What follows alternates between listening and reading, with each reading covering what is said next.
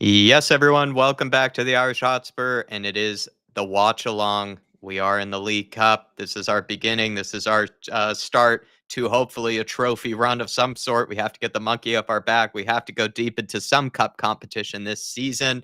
You could say it could be Ange Postecoglou's saving grace for this year because he is under a bit of pressure going into this game, and to go deep into a cup competition, I think would probably win back a lot of the faith maybe lost by some of the Spurs fans, at this moment in time. And feels like it's just a must-win game in general, surrounding, the start of this season.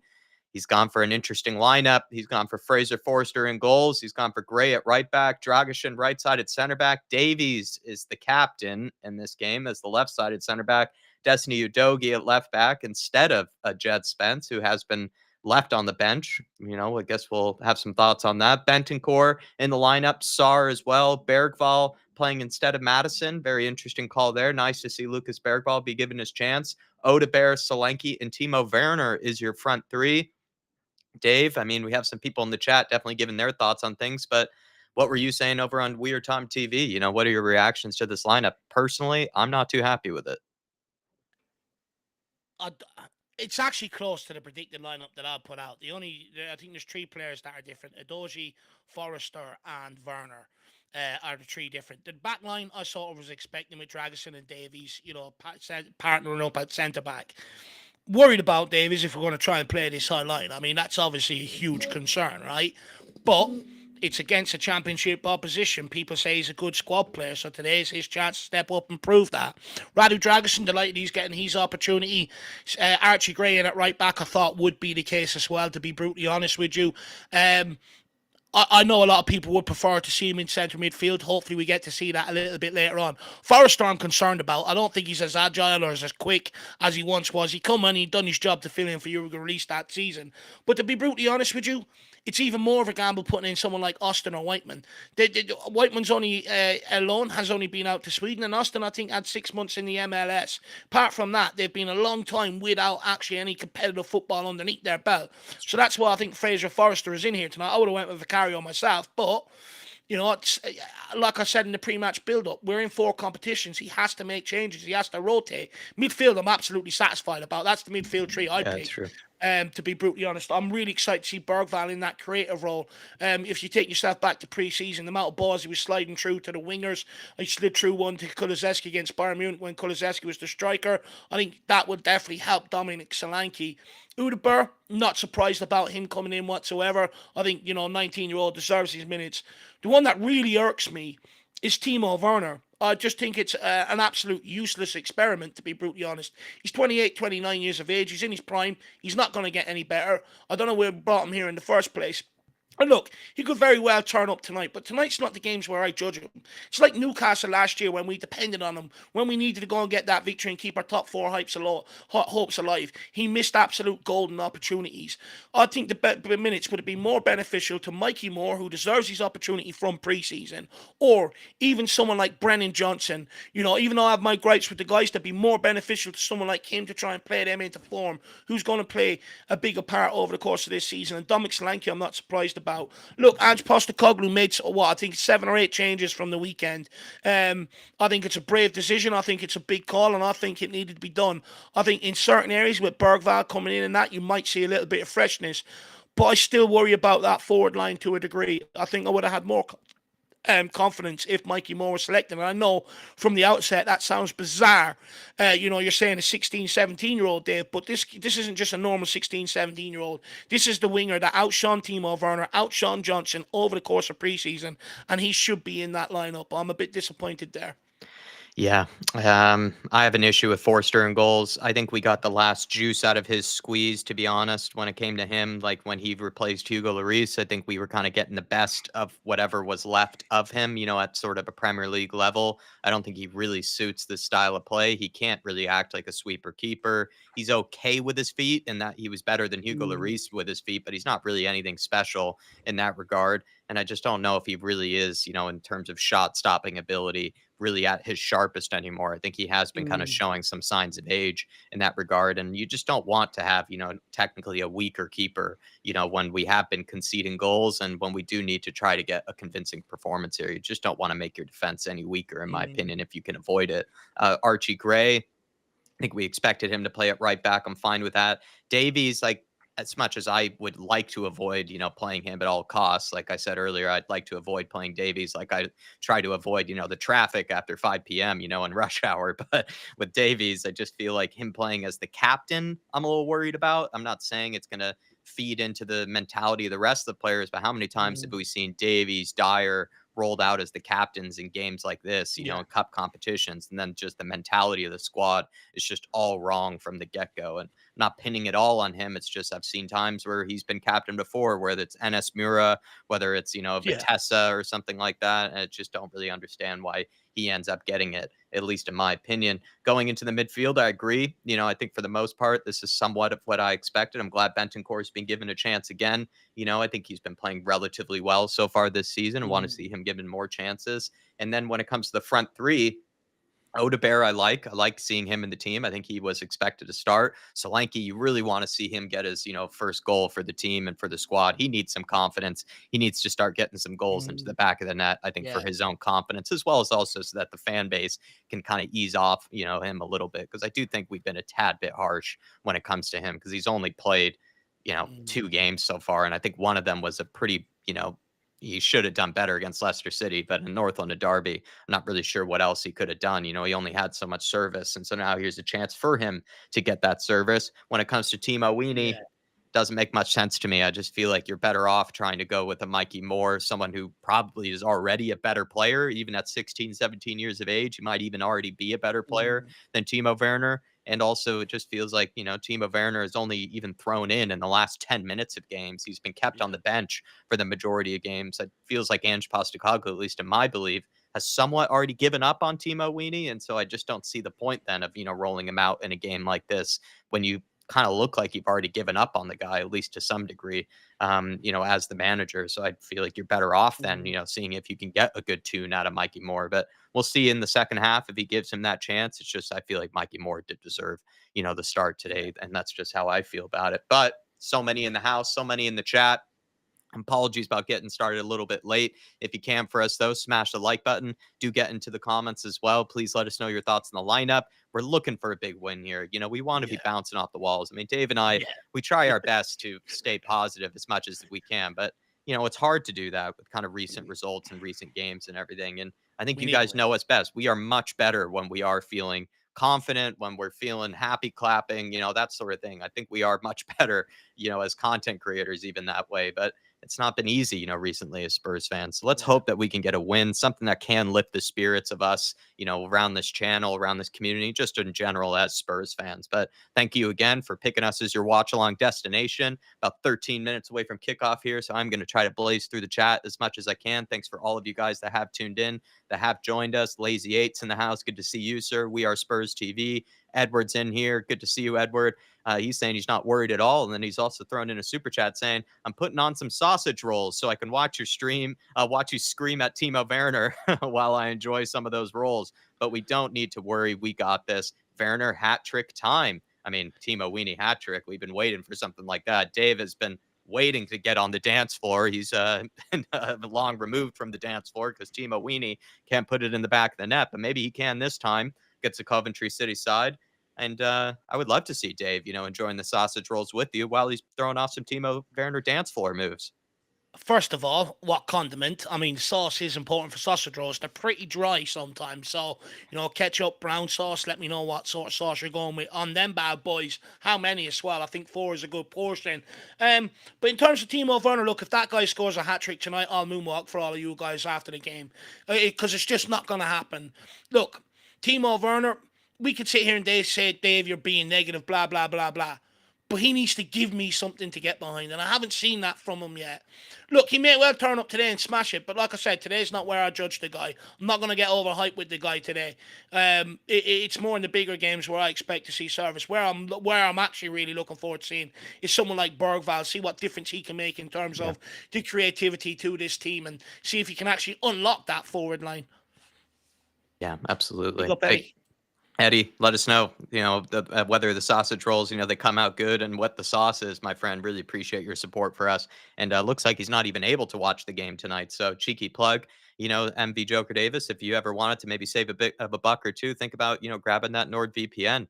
because you could, then be able to get a streaming service, in the USA or someplace else in the world Mm. that, would probably save you, a huge, huge, huge bit of coin, and I know that over in Australia, it can be very expensive by the sounds of things to be able to watch all these games, whereas in other places, it actually isn't. But thanks for always supporting us. Thanks for being on TIFO with me yesterday. Thanks for all the support that you showed Dave and I, respectively. And also, if you want to send in your fan cam, after the game, anybody that is a fan show member like Edward, feel free to do so. Let's hope we grab a win and we get some happy fans and some happy fan cams after the game. So big up to everybody and thanks for supporting the channel. Wayne Bonner's in here. Good to see you, Wayno. Daniel Larson is in here. He's saying I'm nervous, but I shouldn't be. But we are Spurs. Yeah, I think that's probably the case there. Daniel, Paul Connor's in here. He's pretty upset to see Davies and Werner in the starting lineup. And he's saying Solanke better get a goal tonight as well. 65 million should be scoring in these sort of games. I'd agree with that. At the end of the day, Paul Connor. It's I also need my son to come. dependent on the service that he gets. But I agree. He needs to score in a game like this. This is where you want to get off the mark. Sorry, Dave. No, I'm just saying I need my song to come out. I've held it back for 3 or 4 games now. It's not right. Yeah, Lee Harvey is in here as well. Good to see you, Lee Harvey. Ribsy85, the one and only Ribsy. Hopefully you're keeping well. Lee and Ribsy. William Webb, good to see you, William. Hansy G. We also have Axe Shags, pick up AK Shags. I liked your mentality going into this game, by the way. And he's saying, get that good luck Emerson kit on, Jack. I never ended up, biting the bullet and getting that Emerson kit. I probably should have just for the embarrassment of it. But, I have my Richarlison one just behind me. And then this lovely Sunny kit that Lazy 8 gave me. Actually, it's a beautiful kit, in fact, that I do like having up on the wall. It might be the best one that I have up there at this moment in time. Big up to you, AK Shags, and thank you for the support as well for this channel. We also had a super chat come in here from Martin Knightsbridge saying, evening, boys. Hope you're both good. Doing our best, Martin. We really need a win today. I'm not sure about you, but I think a lot of us Spurs fans, we need a win today. We need to, get those sort of happy clapping spirits back up again.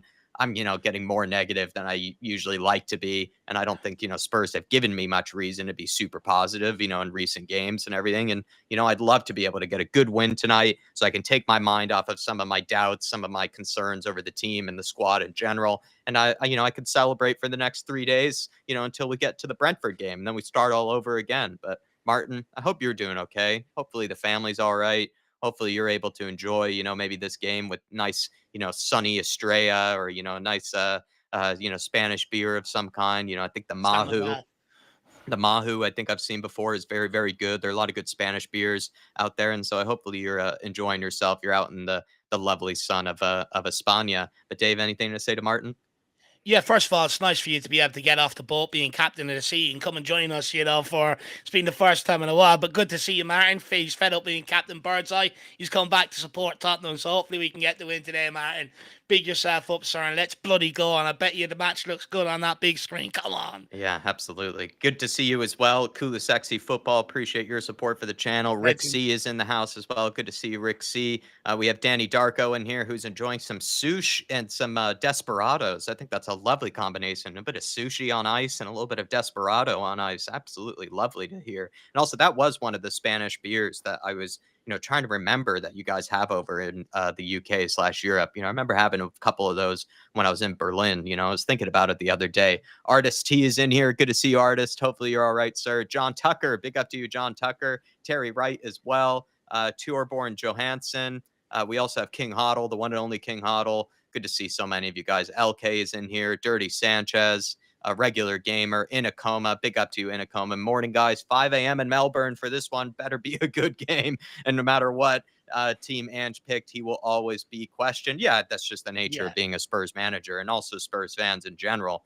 Us, we technically love to, question the manager and what they're doing and what their head is at because we're just desperate for success. We're desperate to see some signs of a team that's headed in the right direction. And, at one point or another, I think we were all on board with Ange Postecoglou, but now we're at a stage where a lot of the fan base is very, split on him. And he really needs a win tonight in a coma. He certainly does.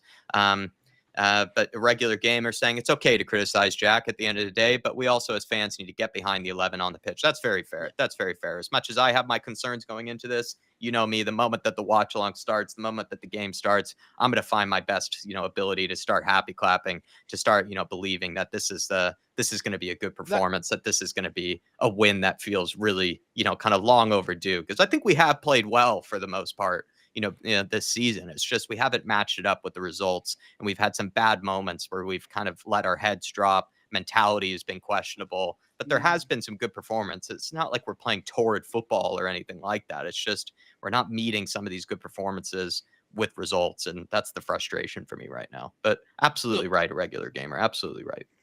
goals is what gets excited. Once the goals come, I think it'll calm a lot of people down. But in fairness, a regular gamer will criticize, on the football side of the aspect, but you got to give it to us. I'll be the first one to sit here and sing the Timo Werner song or stuff like that, So I do like to think we're fair in that regard.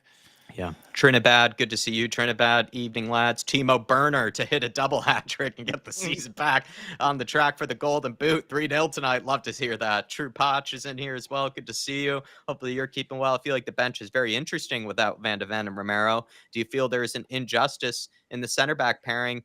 Gray should go center back. No, I think Dragishin should be given his chance tonight. And if Dragishin plays well enough, in my opinion, I think he should play against Brentford personally. I don't think it's fair to him to see Romero make the mistakes that he has and then, just still be rolled in, week out. I think Dragishin should actually get another chance if he plays well tonight, right? If he does play well tonight, he should be given another chance, in my opinion. Keith Edwards is in here. Good to see you, Keith Edwards. We also have the one and only Shawnee Maddox. Good to see you, Shawnee. And thanks for all the, support and the great conversation that you and I had on TIFO yesterday. And thanks for all the support that you show this channel in general.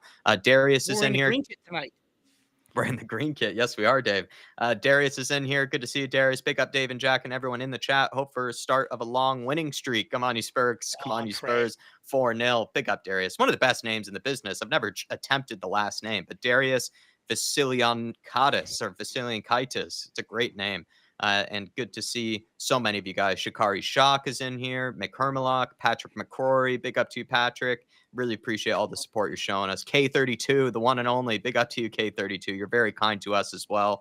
Thanks to everybody for picking us as your watch-along destination. The boys are rolling out. They're walking out the tunnel there. Lucas Bergvall looking like an absolute stud. The hair, not even one follicle is out of place. It just looks gorgeous. It's beautiful locks of hair. If only we could combine him with Kulusevski, then we'd have the Swedish Mafia on the pitch right now. We have the one and only Dragishin, the man bun, walking out as well. One of the best man buns in the business. Always good to see a Spurs man bun in the starting 11. And then the man that I want to be seeing tonight, the man that I've had a lot of patience for and actually been really wanting to get going and really want to see him, have a good start to the campaign, is Dominic Solanke. And I hope I get to see some D-Doms tonight from the rest of you guys, from Dave, and, get to see a big performance from our man Solanke.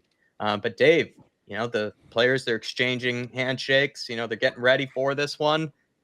Really need a win today. Really need a win today. That's what I'll say. Look, the pressure's on, Jack. We're in the middle of a powder keg at the minute.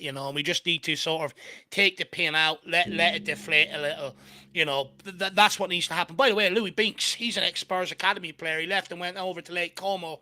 Good to see him in the Coventry City team, see how he gets on. But, look, we need that win tonight, no doubt about it. Ange Postecoglou needs it, the players need it, the fucking fans need it, and that board needs it. Look, Postecoglou has made changes tonight. If this doesn't work, sadly, I think the dressing room aren't with him. There was one thing that came out yesterday where I think it was by Sammy Mockbell, who put out a piece about behind the scenes at Tottenham. And Andrew was basically saying to players, ignore the outside noise because someone was starting to creep in and believe in my philosophy. And I've seen similar things with Conte, Jose and stuff like that. We need a win today. If we come in and we get a performance here today, and it's the likes of Bergvall, Gray, people like that lead it, Postecoglou needs to look at getting them into the 11 at the weekend against Brentford. But it's a big opportunity for these guys. And you know what? Some of these guys gave them a more straight over pre-season. I get there's a lot of trepidation heading into this game, but I'm also excited to see what someone like Gray and a Bergvall can really bring to this team. Excited to see what Dragishin can do if he can put in a really convincing performance, lead that back line, and put himself in contention to put a bit of pressure on Romero and Van de Ven. Once he starts doing that, I think you see some mistakes we're seeing being cut out all of a sudden and stuff like that. So I'm really excited. I'm pumped, Jack. It's the cup game. Tottenham have always been known as a cup team. They always pick up a couple of trophies every decade. It's been sparse 16 years, but this is the last competition we won. It's time to turn them sky blues into fucking sky. The sky is grey. Let's bloody go. Come on, you Spurs. We should win this easy tonight. Yeah, let's see who takes the opportunities. Patty Harnett up the effing Spurs. Absolutely right, Patty. Leighton Evelyn is in here saying I'm absolutely shitting myself that Ben Davies is in the team. I'm Yeah, agreeing with you for once, Leighton Evelyn. I think you and I are sharing a similar fear here. Probably actually in a pretty similar mindset. I texted a couple of people saying I just don't have a good feeling about this one tonight, but I really would love to be proven wrong, and I really would like to see a big, big win today. It needs to be a yeah. convincing one, and it needs to be one that can really lift a lot of our spirits. Like I said, I don't like being in this sort of mindset of being kind of a little bit doubtful, not going into games with a lot of Yeah. confidence. I think No I one do. does. I thrive, when I'm able to start happy clapping again, and just haven't been able to do that in a while. I like Ange's Leighton's the suit. only one that loves it. Leighton, I think, hasn't, probably enjoyed maybe my commentary of recent. It's not as annoyingly happy clapping as it can be. He's probably not enjoyed the fact that we're probably agreeing with each other a bit more often. But Ange, I like his choice of suits actually a bit better than maybe previous ones. I like the overcoat and everything. Might be a cold night up in Coventry. And about to get kicked off here, everybody. Thanks for picking us as your destination for the watch along. If you can for us, smash the like button. Continue getting the comments throughout the stream. Let's go for a big win today. Come on, Spurs. Come on, Spurs. Let's go. Ben Davies here in Dragashin getting things started with a move. Lucas Bergvall dropping deep, the Swedish sensation. It's what we want to see. We want to see plenty of movement, plenty of goals, nice quick attack of football. Dragashin onto Archie Gray. So good on the ball, Archie Gray. As soon as I say that, commentator's Carsey, I think Papa Massard as well to dig it out there. Odebear. Ooh. Oh, he's gives it giving away. away to poor Coventry. Well done, Destiny done from Doji on the cover Udogie. for Ben Davies. Back to Dragashin. Forrester. Oh, that's poor. Oh, that's poor from Fraser Forrester. He's nearly come back to cost us already. Wake the fuck up, you absolute fucking tree. That's what I'm saying. It's just why even take the risk? Yeah. Why even take Out the from risk? The back. Playing out from the back. It's his weakness. You pointed it out before the game. It's just shocking. Oh, my Lord. Holy shit. It's not even it's 10 yards to side. Why is he hitting it first time as well? I mean, that is not a start of confidence. That's definitely giving Coventry a confidence with a bit like that. He's taking the piss, man. That is from Fraser. Already putting us under needless pressure that we don't bloody need. You know what I mean? It's just poor. Starters, you mean to go on, why don't you? Yeah. There's no excuses for that. None whatsoever. And also, why is he even talking to Dragashin here? Come on, man. Jeez, every single time with the referees. They just want to be part of the picture. Tonight. Anytime Spurs are on, they just want to be part of the picture. We've gone incognito tonight. We're trying to fit in with the pitch. Corner for Coventry. Sometime today, ref.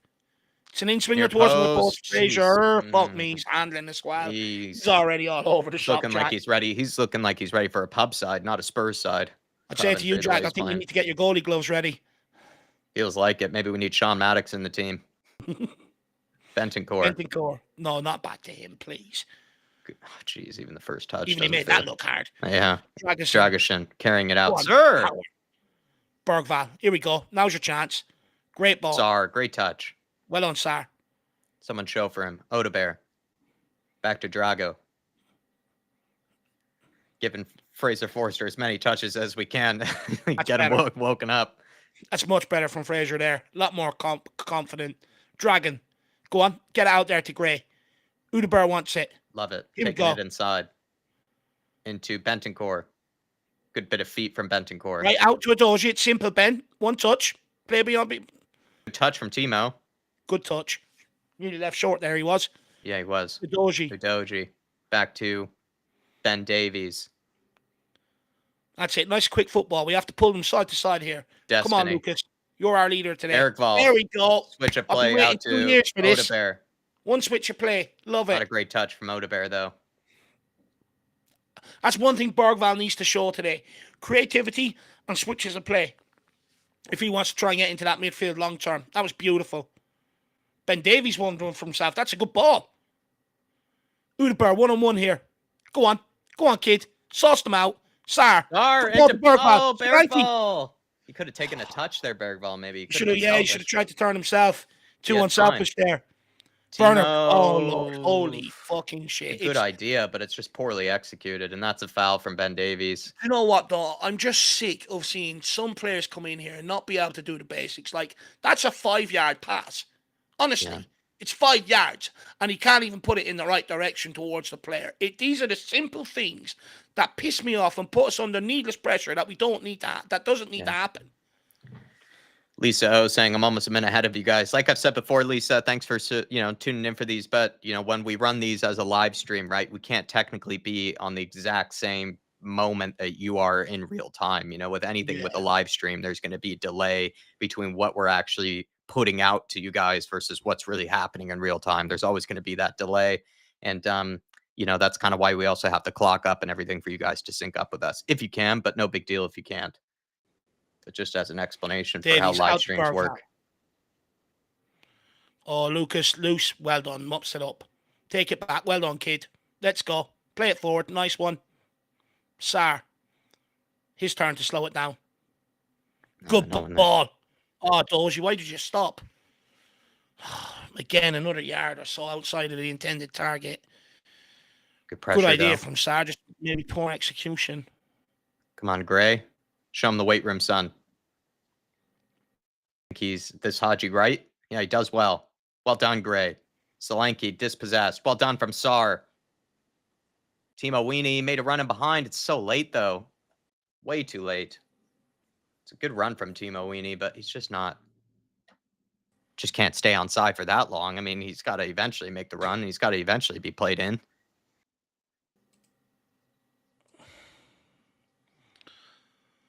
Come on, Tottenham. Let's do this today. Let's do this.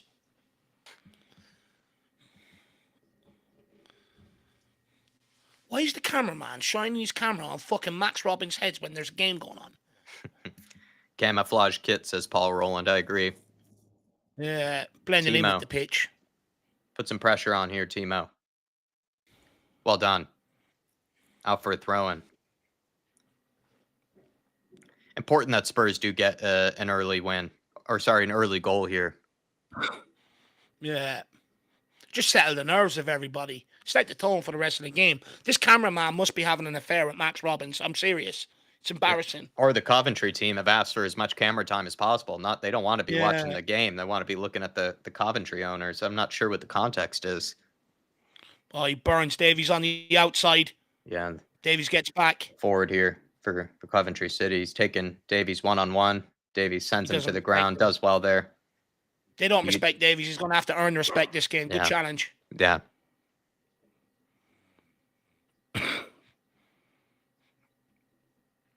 Oh, Van de Vyk. I know this guy. Going for the long throw into the box here. The propeller. Throw in for Coventry. They've gone long. Well done. Cleared away, though, by Udogie. Oh, Odebear. That's yours, Odebear. Oh, unlucky. Van de Vyk. The right back. He had a great game against Man United, that guy. Yeah, I think he's supposed to be pretty talented. Forster does well, sort of. I just want them to claim it cleanly. It's not. Yeah, under the pressure, I suppose. Bentancur. Onto Radu. Right, let's move it quickly here, Tottenham. Forster does look pretty shaky. I agree, Lisa. Gray. Into Sar. Dragon. Has to play it back to Forster. Ben Davies, pick your head up. Just pass him across the fucking back. Go forward. Take it forward. Take a touch forward, Davies. He's giving you space there. Take a touch forward, man. 8 minutes in, I think we've barely been in their own half with being able to string 2 passes to fucking get her. Move the fucking ball. There we go. That's better. Oh, my Lord. It's one shit cunt to another. I'm sick of it. I'm absolutely sick of it.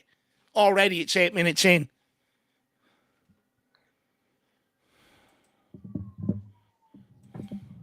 It's a simple ball and a simple control. Neither of them can do it. Yeah.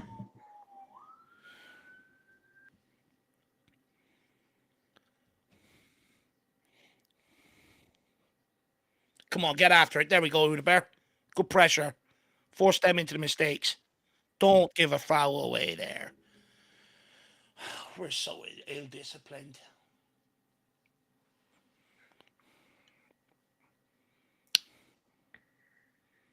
Coventry played back to the goalkeeper here. Solanke putting pressure on him, though. They're forced to go long. That should be ours now. See, the game plan's simple. All we got to do is press them, force it long. We'll get it. They'll recycle it back.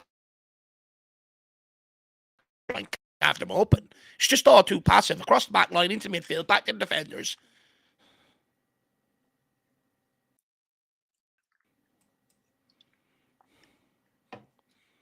Davies. Well, reminds me, these are supposed to be players that are out there to try and prove a point. Yeah. Not just go through the motions.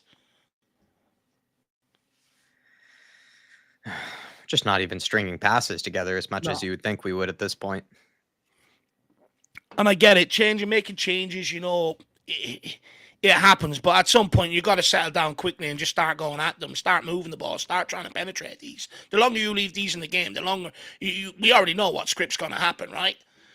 Can't even make a 10-yard pass between each other, and no one even knows what to do there. Davies just passing it blindly between Dragusin and Gray, and so you don't even know who to pick it up.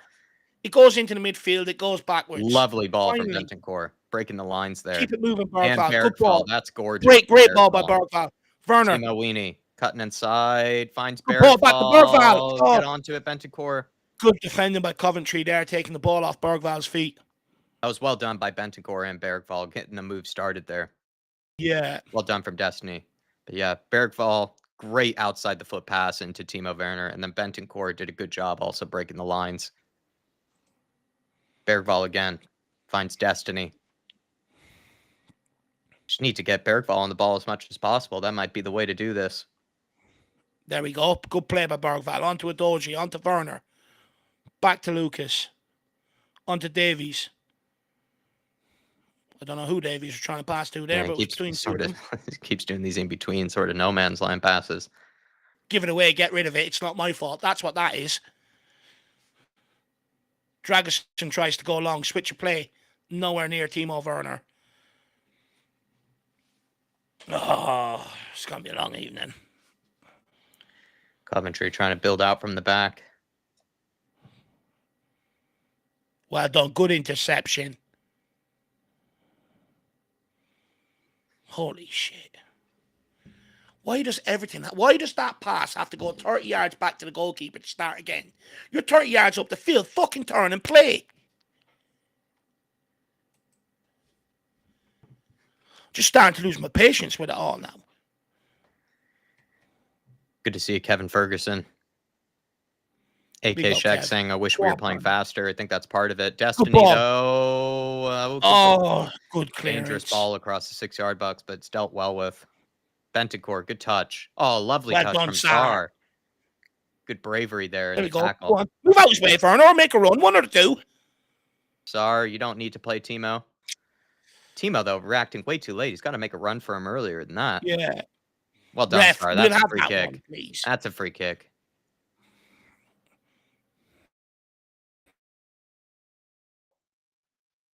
So far, the midfield has probably been the best. Sar, Bentancur, Bergvall. That's where Spurs can get some enjoyment, you think, in this game. Werner. Dolgy. Sar. Gray. Out to Udeberg now. Well done. Now to Bergvall. It's a simple ball. Thank you very much. Oh, that's shocking from Bergvall, for fuck's sake. Oh, good recovery. Who's that? Papamata Sar.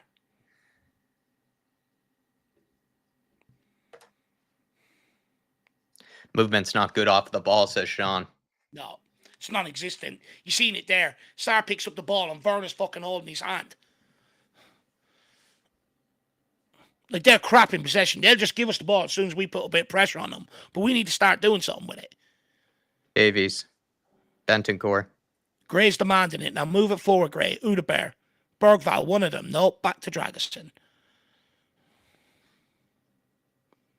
All right, get your head up, Davies. I've seen this script before. Misplaced and he goes backwards again, man, please. Surely there's got to be options. Odebear. He's had a sloppy start, Odebear. He's had a piss poor start, Udaber. Good pressure, though, from Solanke. Oh, go on. Very Put good him pressure under. from Solanke. Good Unlucky. job. Deal with that. Thank you, Well done, Davies. Davies. He done well there. He had 2 runners in behind. Sar. Doji. Show for it, Odebear. Destiny. Keep movement for each other. Solanke's in a good space. Timo. Great. Out to Udaber now. It's too fucking slow. It's just got to be one touch, bang. That's what the best teams do.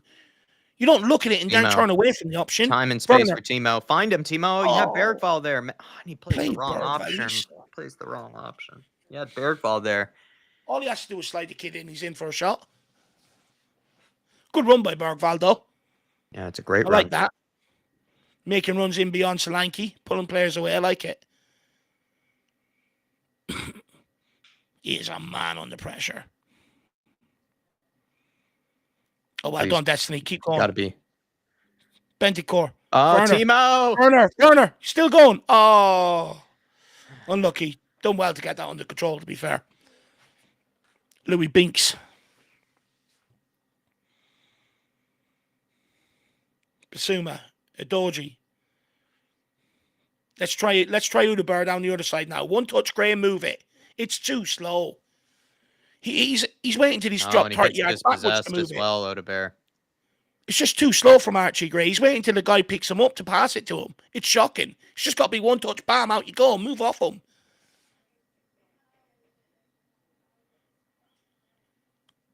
Come on, Spurs. Come on, lad. Davies. Need to start sharpening up. Odebear is down. Oh, he's down. Down with an injury, but he's his hamstring. Hamstring as well. No. Oh, that's the last thing you want to see.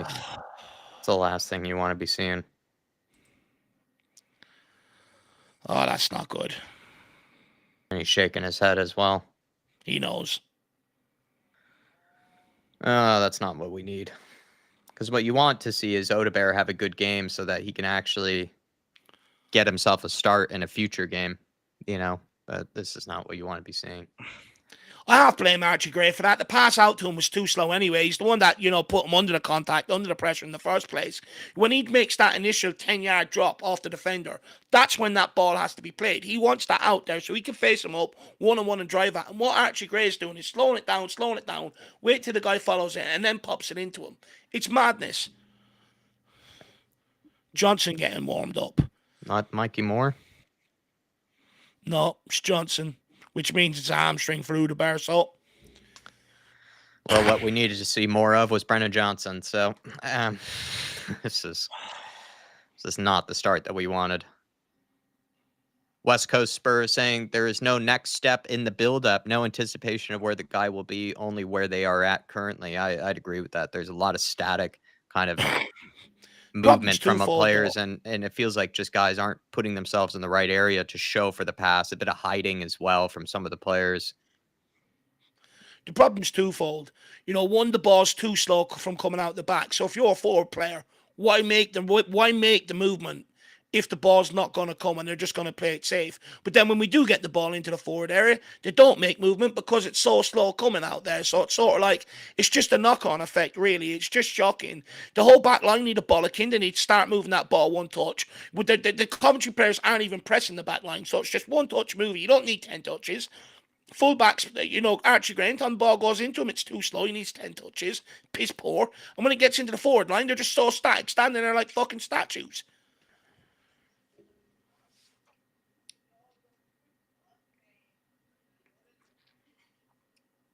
Timo, nice ball in a Solanke. Not a great touch, though. Oh, fucking touch of a donkey. He'd have a much better touch there. It's a good ball from Werner. Oh, he's the touch of an absolute donkey there from Solanke. Artist T with a super chat saying they make Ange Ball look boring, playing with zero heart at the moment. Yeah. It's scary how they're already kind of walking around the pitch as well. They're giving up. They're giving up under this man drag. I just have that feeling. Really needs to sharpen up here, Artist. Just far more. We need to see the pressing, improve. I feel like it's a bit disjointed. I think Sean mentioned that earlier. I'd agree. Some of the movement off of the ball is really lacking. And these are guys as well that you would be thinking are trying to, nail down a starting role or get some more minutes in the season. It's just not looked very confident, from anybody right now. And they are making what should be a very exciting brand of football look a bit boring and pedestrian at the moment. And what's telling for me is they don't look like they want to take Postecoglou out of being under pressure either. What I look for is in the game when things go wrong. How Come do out you react? fast. Are you giving it all for your manager? Are you doing everything you can? And I look at a lot of these players, and I don't think they are. I think it's gone back to where we were under Conte, where they're doing just enough to make sure the fans aren't pissed off with them and they don't take the blame, but they're not doing enough for the manager. That's for sure. It's a good ball from Archie Gray, but Johnson makes it harder by letting it bounce. Here he is down the line, though. Can he get a good cross in? Yes, he does. Oh, nearly to Timo Werner. Don't foul him, Adoji. There's no fucking need. Just hold him up. Well done.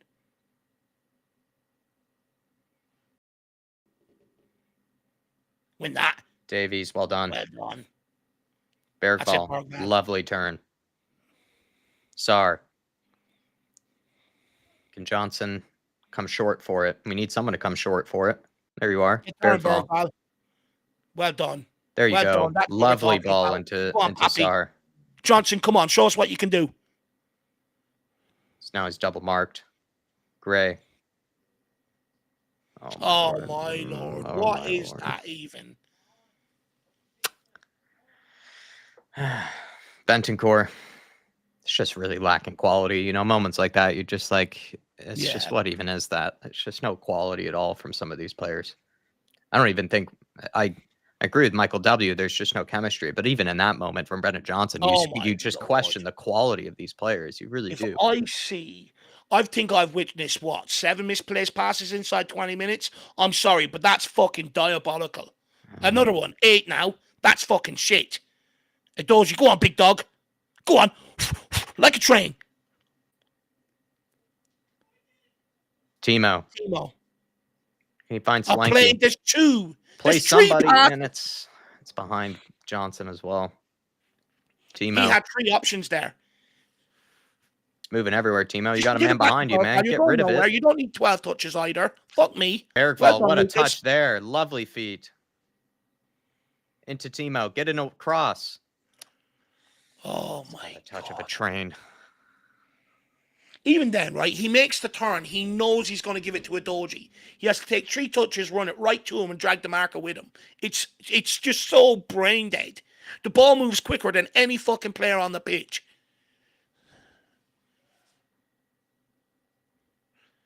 Let's see if we can take advantage of this here. Bergvall.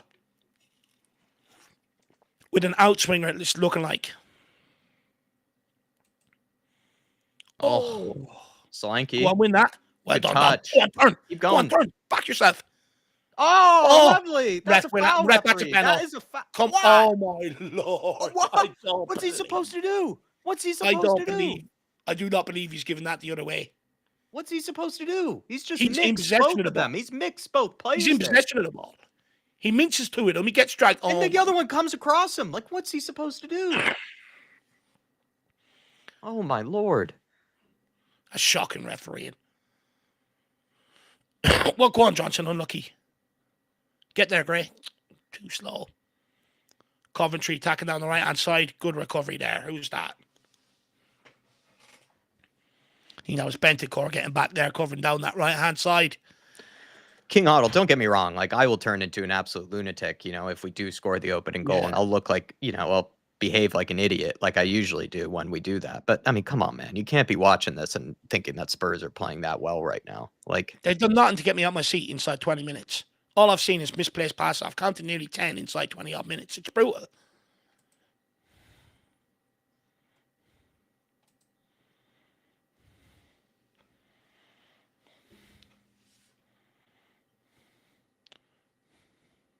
Davies into Bergvall. Again, why does he have to run it right to him? I just don't understand it. Misplaced from Bergvall. Dragishin. There you go. Bentancur. Out for a throw-in.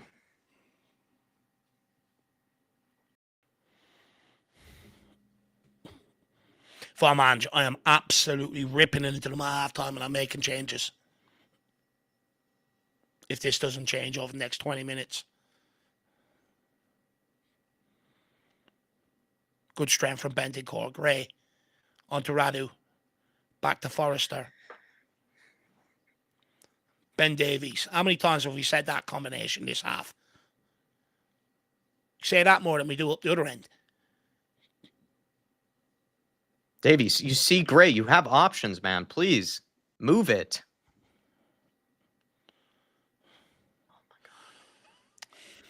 It's just so... None of them have belief or conviction in what they're doing. They're just keeping it safe, keeping possession so they don't have to run after the ball. None of them want to play it forward. Bergwall's the only one. There you go, Lucas. Bentancur. Well done. Into Sar. Well done from Sar. Doing something as well. Good ball. There you go. Solanke, Gray. Tries to give it back to Solanke. Keep going. Oh, if he would have just kept going, he was in. Just think he played it too soon there, Bergvall. Win that. Oh, my God. There you go. Good touch. Johnson. Lovely feet from Johnson. Lovely feet. Great touch from Gray. Great touch. We'll have that yellow. Great job from the three of them. Johnson, Solanke. Don't tell me he's letting him. Well done. Johnson, Solanke, and Gray. Very well done. That was good movement by them down that side. More of that now. Good touch from Gray. Great pass from Brennan Johnson. That's better between them two now. Hopefully we can see a bit more of that. That's a nasty challenge. You know, ex-Spurs player Louis Binks picking up the yellow. Can we capitalise here? Bergvall standing over it. I would say this would probably go back post. That's where you've got Radu, you've got Davies, and you've got Werner all going in there at the back post here. Big up to you, Scooter Reacts. Good to see Stevie Frazier. Good to see you, Dan Coys. Good to see you all. Bergvall, free kick. Davies! Oh, it's good clearance. Did he get a touch on that? Start a corner kick? Yeah. Should be. Yeah. Oh, do not let him take that corner, please. Werner goes short. Gets it back. Oh! Not a good cross. Nearly caught the keeper out there, but it was shocking.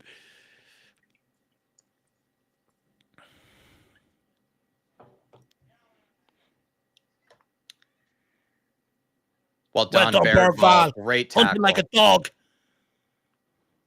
Someone show for him. Timo. That's it. That's it. Good pressure from Sar and Solanke. That's it, Bergvall. Keep it there. Wake up, Johnson. He's right there, man. Coventry down our left side. Sorry, down our right. Overlap. To put it in the box. Cleared away by Destiny. Not very convincingly, though. Solanke, can you get onto this? Can someone get onto this? There we go. Oh, fuck you. Someone get onto this, please. Oh, nearly. Good touch, that. It's a ball down the line. Coventry coming down our right-hand side here. It's another swinger.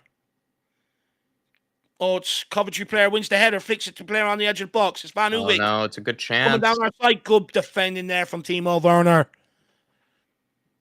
I wish I could give him praise going up the other end.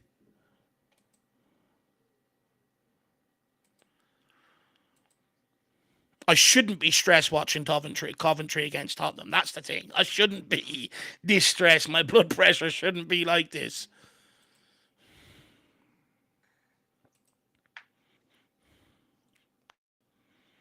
More people are happy to talk about how bad the kid is. Sexy football Tottenham. Come on, says DJ Samuel. Would love to see some better football here, DJ. We need it, man.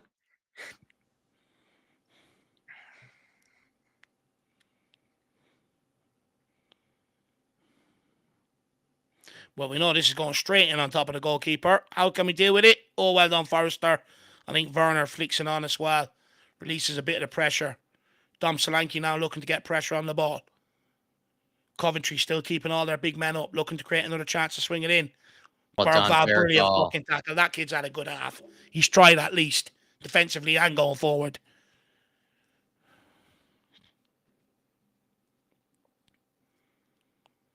Coventry City throw in. Van Uwick with another long one coming in here. They put the ball into their box more than we put it into their box. Oh, they put the ball more into our box than we put it into their box. It's a long ball over the top. Pendletree come out. He claims it. He releases it quickly to Destiny Adoji. Don't turn back, please. Timo. Again, it's the right idea by Timo. It's just poor execution once again. Well done, Davies. Stepping across his defender. See a pass. Give it to Brennan Johnson. Why are you going back there? He's looking for it. Davies. Oh my lord. Oh my lord. I need to get a drink. I just can't take this. Oh, jeez. I can't take it. I just can't. I don't know what I done in the previous life. The fucking deserve this. Destiny Udogie. Oh, he's got Timo there. Or Timo, he has Udogie there on the overlap.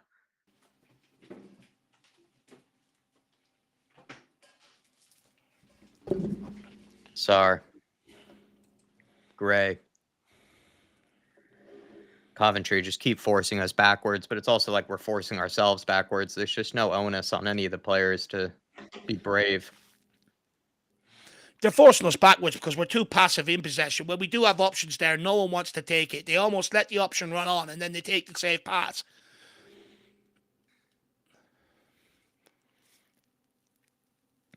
Same thing we were talking about at the weekend. We're so slow, we allow them to get back and set up their defensive structure. You know? Mm.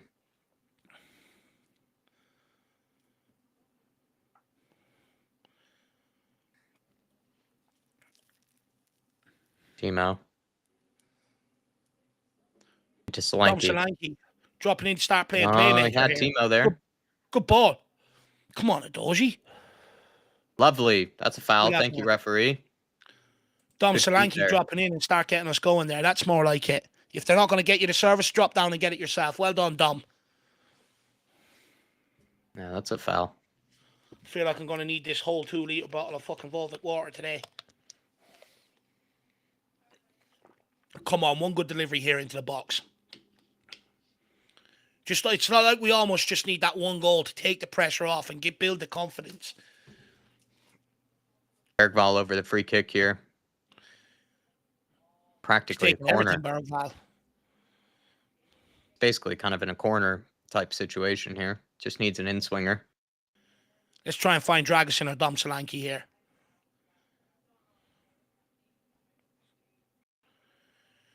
Oh! Who was that went flying in? Davies? So close. Now go forward again. This doesn't need to be rotated across the back. Just push it forward. The fuck.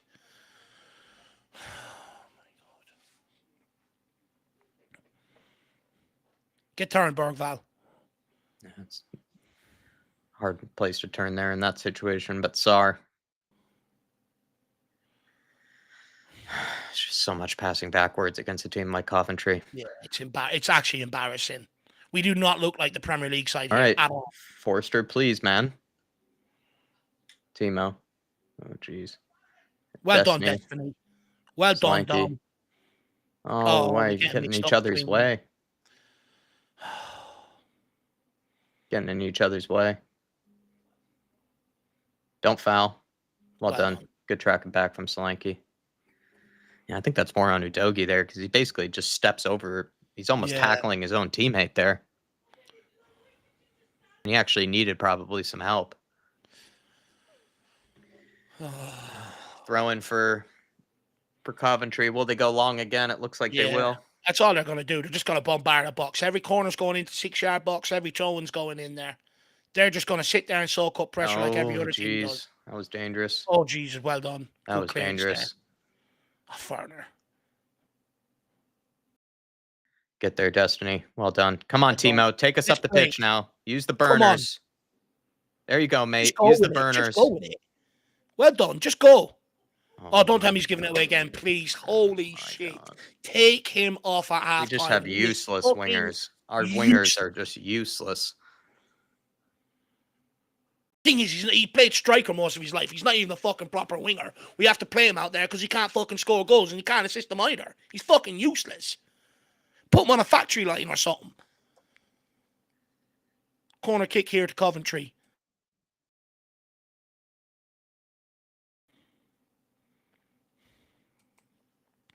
That was shocking for Werner. How many times have we seen any of our wingers do that? You know, So Johnson, Werner, they've all done that before. I mean, we are the standard for our wingers is just so low. Yeah. Oh, Forster, not convincing. Please.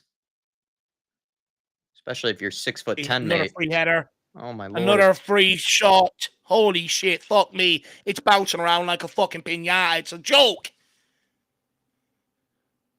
Someone go and put your head on it and bloody clear the thing. It was actually Bentancur that cleared it, and he's taken out his own player. Forster does not. He's 6'10". He doesn't even know how to clear it. Oh my god! How many times do we just give the ball away so poorly?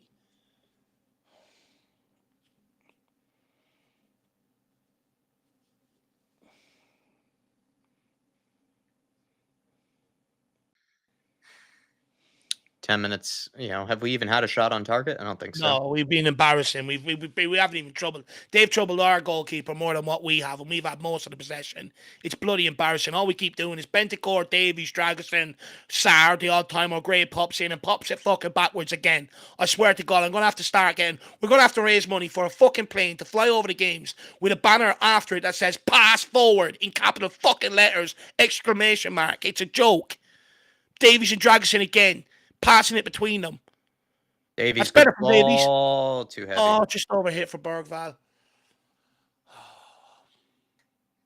That's the only trouble their keepers had today. Collecting loose balls over the top.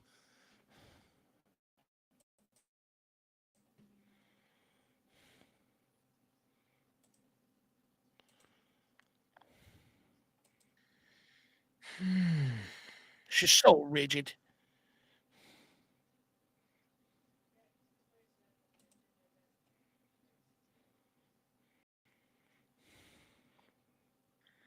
Slanky forcing the goalkeeper long. Into Davies. Can we build an attack here? We need to build in a convincing attack. I mean, it's just one, so, Jack. Just one. It's just so. Here we go. Back to Gray. Gray moves it forward this time. That's better. Well done, Johnson. And he has to come all the way back. All the good work is good touch, Sarr. Well done. There we go. That's more like it. No, not the right option. Not the right option. He did well there, Sarr. It's just not the right option. Well done, Gray. That's not a foul. Play on. Play on, ref. Come on, lads. Move for each other. Shit ball to Solanke. Absolute rotten ball to Solanke there. Who played that? That is shocking. All you have to do is play it to his feet.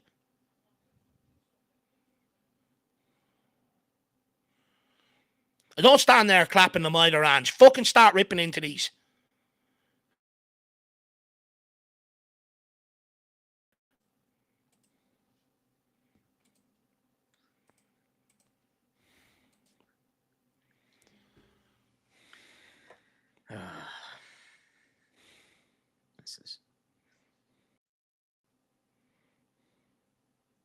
We haven't even made the goalkeeper work once. No.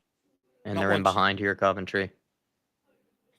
Taking it down the wing. He's got a lot of space. It's a cross to the back post. Back post. Oh my God, no. nearly scoring. Nearly scoring there. Who blocked that one? I think that's Destiny Adoji. It's nearly the best chance of the game, actually, for them. Lucky not to be 1-0 down. Very lucky not to be 1-0 down. There we are, though. Destiny. Moves on to Destiny. Shit ball. Absolute shit ball. And he nearly handballs it there. There you go, Destiny. Come on now. Find Johnson. Bergvall. See Johnson. Johnson, can you find Bergvall? Plays it behind literally everyone. Plays it behind literally everyone. I can't watch this any longer. And that's not even on Ant Postecoglou. Oh no, he's in behind Davies or Dragishin. Oh, nearly a goal again. Oh my lord, we're just asking for it. Get ready. Just get ready. Dragerson that doesn't even know where his man is. He's just let him go. It's poor. It's absolutely poor. He's completely lost him. He's just let him run blindsided in behind him. This is getting from bad to worse. Actually, a save from Fraser that Forster pass as from well. Brennan Johnson. He passes it, but we've got 3 players lining up across the 6-yard box. What does Brennan Johnson do? Oh, do you know what? I'll pass it 10 yards behind them because I'm an idiot. It's so fucking annoying. Destiny.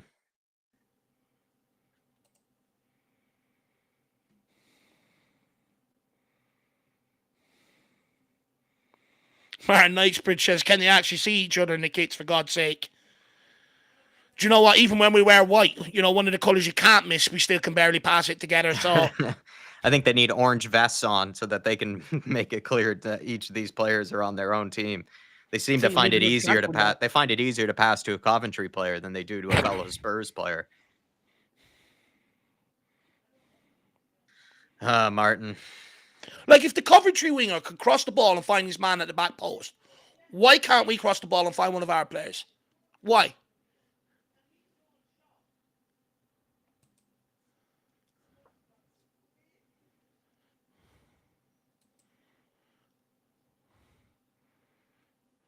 Destiny Adoji. He's lucky he won that free kick. If he was about to get his pocket picked, I was going to scream. He's been shit today as well. Sarr.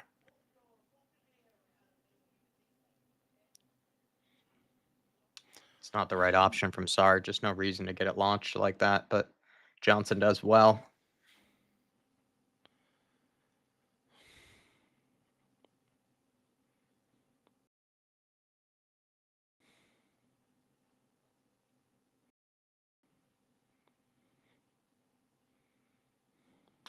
Gray with a throw-in into Solanke.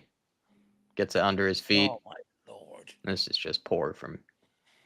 He has to hold that up. He's been poor holding up the ball today. Yeah. He was actually good against Leicester and Arsenal doing that. Any ball that's come near him, bar the one time where he dropped deep to get it, it's bounced off him. Yeah, it has.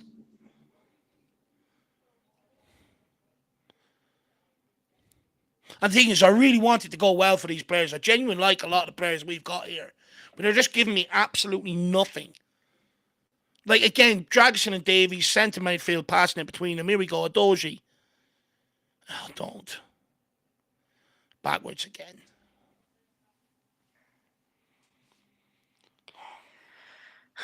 Our best chance has been Timo Werner's misplaced cross into the goalkeeper. That's how poor it's been.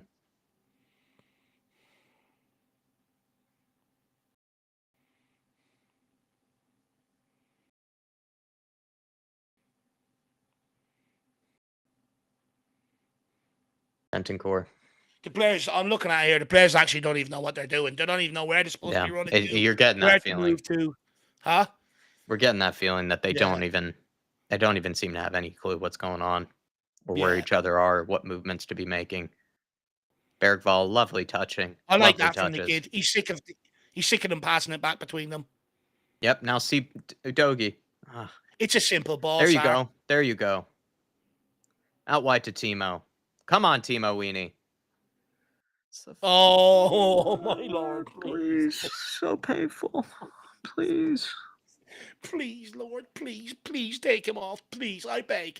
Mikey Moore. Why have you not played Mikey Moore, Ange? Why? I'll do anything. Why has he not played Moore? Why has he not played Mikey Moore? Please. I'll do anything not to see this guy touch a ball again, Timo Werner. Absolutely anything. I despise him. There it is. I despise him now. And it's not because of his human being. It's because of how crap he is going forward. That's a simple little 2-yard roll for Udogie to run onto, and he balloons it straight back. Not even the right option, Dave. No, Udogie was the wrong option. The player gave him all that space inside. He actually just needed to take more touches, and he just actually had a lot of space inside to do something from there, and he takes the wrong option. He's breaking me, Timo Werner. He's actually breaking me. This is just another convincing... this just convinces me further that just the players that we have to pick from in that forward line are just shocking. Timo to Destiny. Good touch from Destiny. And it's a good tackle from the Coventry player.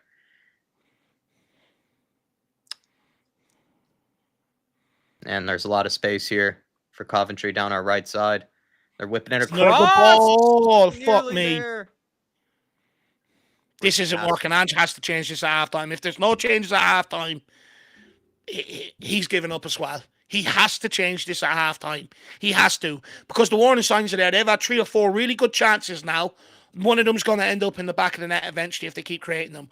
Going the other way, I'm watching their wingers put good balls across the box for sport. Going the other way, we can't even string a 5-yard pass or a 2-yard ball roll, let alone a fucking cross into the box. It's embarrassing. It doesn't work. The 4 players we got are absolutely crap. Crap. Useless. They wouldn't score in a brothel. They wouldn't fucking need to piss up in a brewery. They're fucking crap.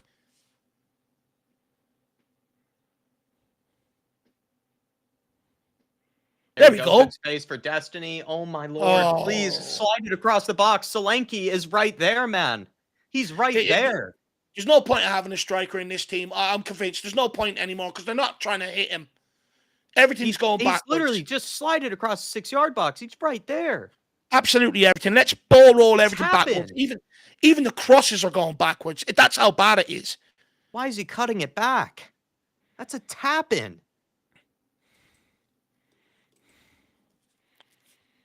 Oh my gosh.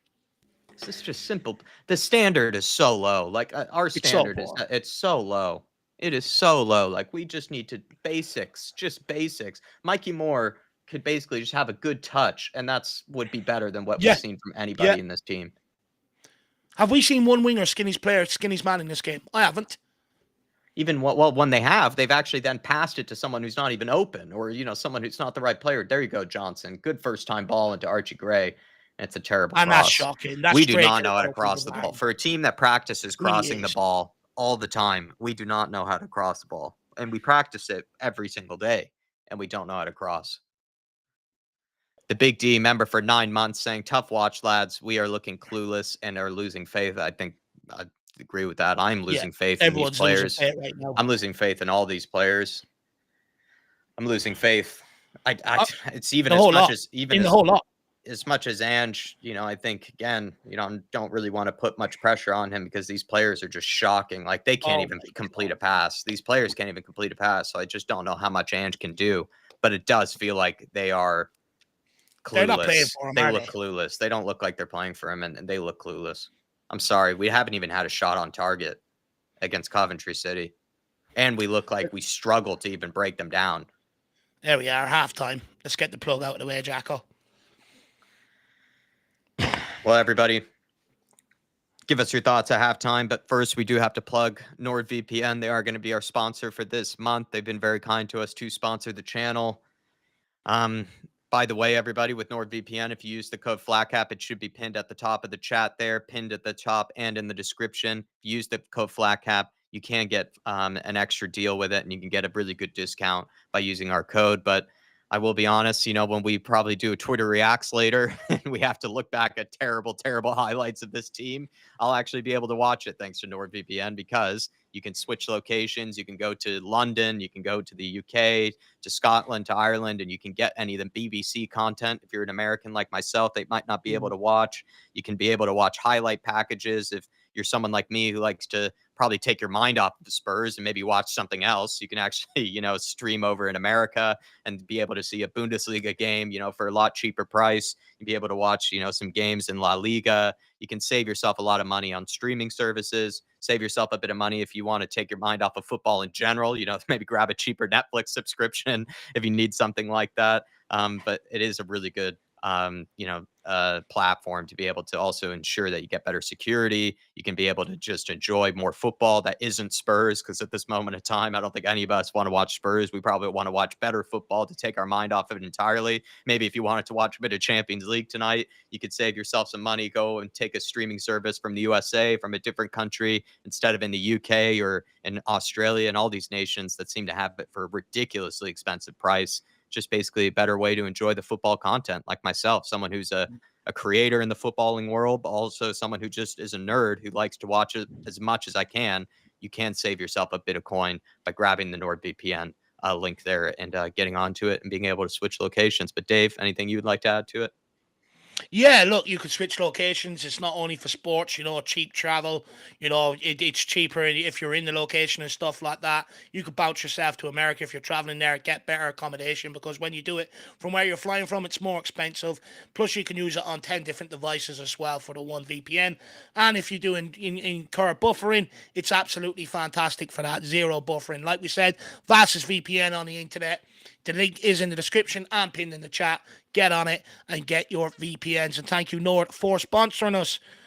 But look, let's get into it. I mean, look, the obvious is with what's going on around Tottenham Hotspur right now is to go for Ange Postecoglou. And I'm going to get on to him in a minute. But them players out there, and the players last week in the North London Derby have given up. They are not trying to leg. It's too safe across the back line. No one wants to take the risk trying to penetrate passes going forward, which is what we're set up to do. And then also, when we do get the ball into forward areas, again, it's coming backward. Even when we cross the ball, it's coming backwards. I'm sorry, Timo Werner is absolutely fucking disgraceful. This is Coventry City. This is a guy that's played at the top level of Europe, and he has not beaten his winger once. And every time he's touched the ball, he's given it away. Dom Solanke has been absolutely null and void up front today. Not all his fault. There's nothing he can do if service ain't coming his way. And when he does get into the box, they're not crossing it to him. But anytime the ball has come to him to hold it up, it's been ricocheting all over the fucking place. It's embarrassing. He needs to learn to get a grips of it. If he can't do it against Coventry, how do we expect him to do it up against the best defences in the league? Brennan Johnson coming on. That cross right at the end. All you got to do is find one of your players. Their wingers have gone down both sides, found their man in the box when swinging it in. He puts it straight into the keeper's arms, just like Werner did the other side. What chance have we got going forward if that's what we're producing off each side? What chance does Dominic Solanke have? And I'm not being funny, but a lot of them should be fucking embarrassed. The only player that has really actually tried defensively and going forward today has been Lucas Bergvall. At one stage near the end of the half there, he got that pissed off. He picked up the ball and said, I'm not giving it back to the centre-back again. I'm going to run with it. This is an 18-year-old kid who's only come in this summer, who's the only one that's shown a bit of gumption and a bit of guile and a bit of fucking leadership on the pitch. Papa Matassar has done absolutely nothing. I think he rolled out to touch the ball once there around 30 minutes. I'm like, fuck me, I forgot he was even playing. Embarrassing from him. He's completely slopped off. And I don't usually aim that at Sarr because usually he gives it his all, but there's something wrong with him tonight. Bentancur, slow and shit. Between him, Ben Davies and Dragusin, not one of them want to get the ball, get turned and try and get it out wide so we can get at them or penetrate it through the middle. They're just popping it around there like it's a fucking Sunday league training session. It's absolutely embarrassing. But are we surprised? Because Fraser Forrester set the fucking tone from minute one. Minute one, that guy set the tone. Misplaced pass to Bergvall. 10 yards side of him. When you're playing it to a guy on the edge of the box, that has to be straight to his feet. He puts it 10 yards the other side of him. He set the tone from minute one. Ben Davies has actually been okay today, actually, believe it or not. But the whole performance, Destiny Udogie, oh my God. If I see that guy drive forward one more time and hit the ball 20 yards ahead of him, straight back to a commentary player when he's trying to dribble, I'm going to lose it. Now, on to Ange Postecoglou. I get he's playing great at right back, but he's not a right back. Get Jed Spence in there. Look at the energy he gave us. Some of the selections from Ange Postecoglou wrong today. Relying on Timo Werner. Timo Werner's a massive part why he's in the problem. Bringing on Brennan Johnson off the bench. He's a massive part why he's under pressure right now. He should have been brave and brought bloody Mikey Moore on. The whole thing is a shit show. It's embarrassing. And from top to bottom, it looks like not one of them care about winning. Not one of them care about us fans who tune in, week out. We'll be here for all 7 games over the next 21 days. I can't take much more of this. It even looks like to me to a point now, the players don't even know where they're supposed to be moving, where to pass the ball and stuff like that. The whole thing is just completely unraveling between our eyes. We can go and blame Postecoglou for all of this, but we've been here for Jose Mourinho, Conte and Nuno, all after Pochettino. It can't always be the manager. It's a collective right now, and it's a fucking shit show.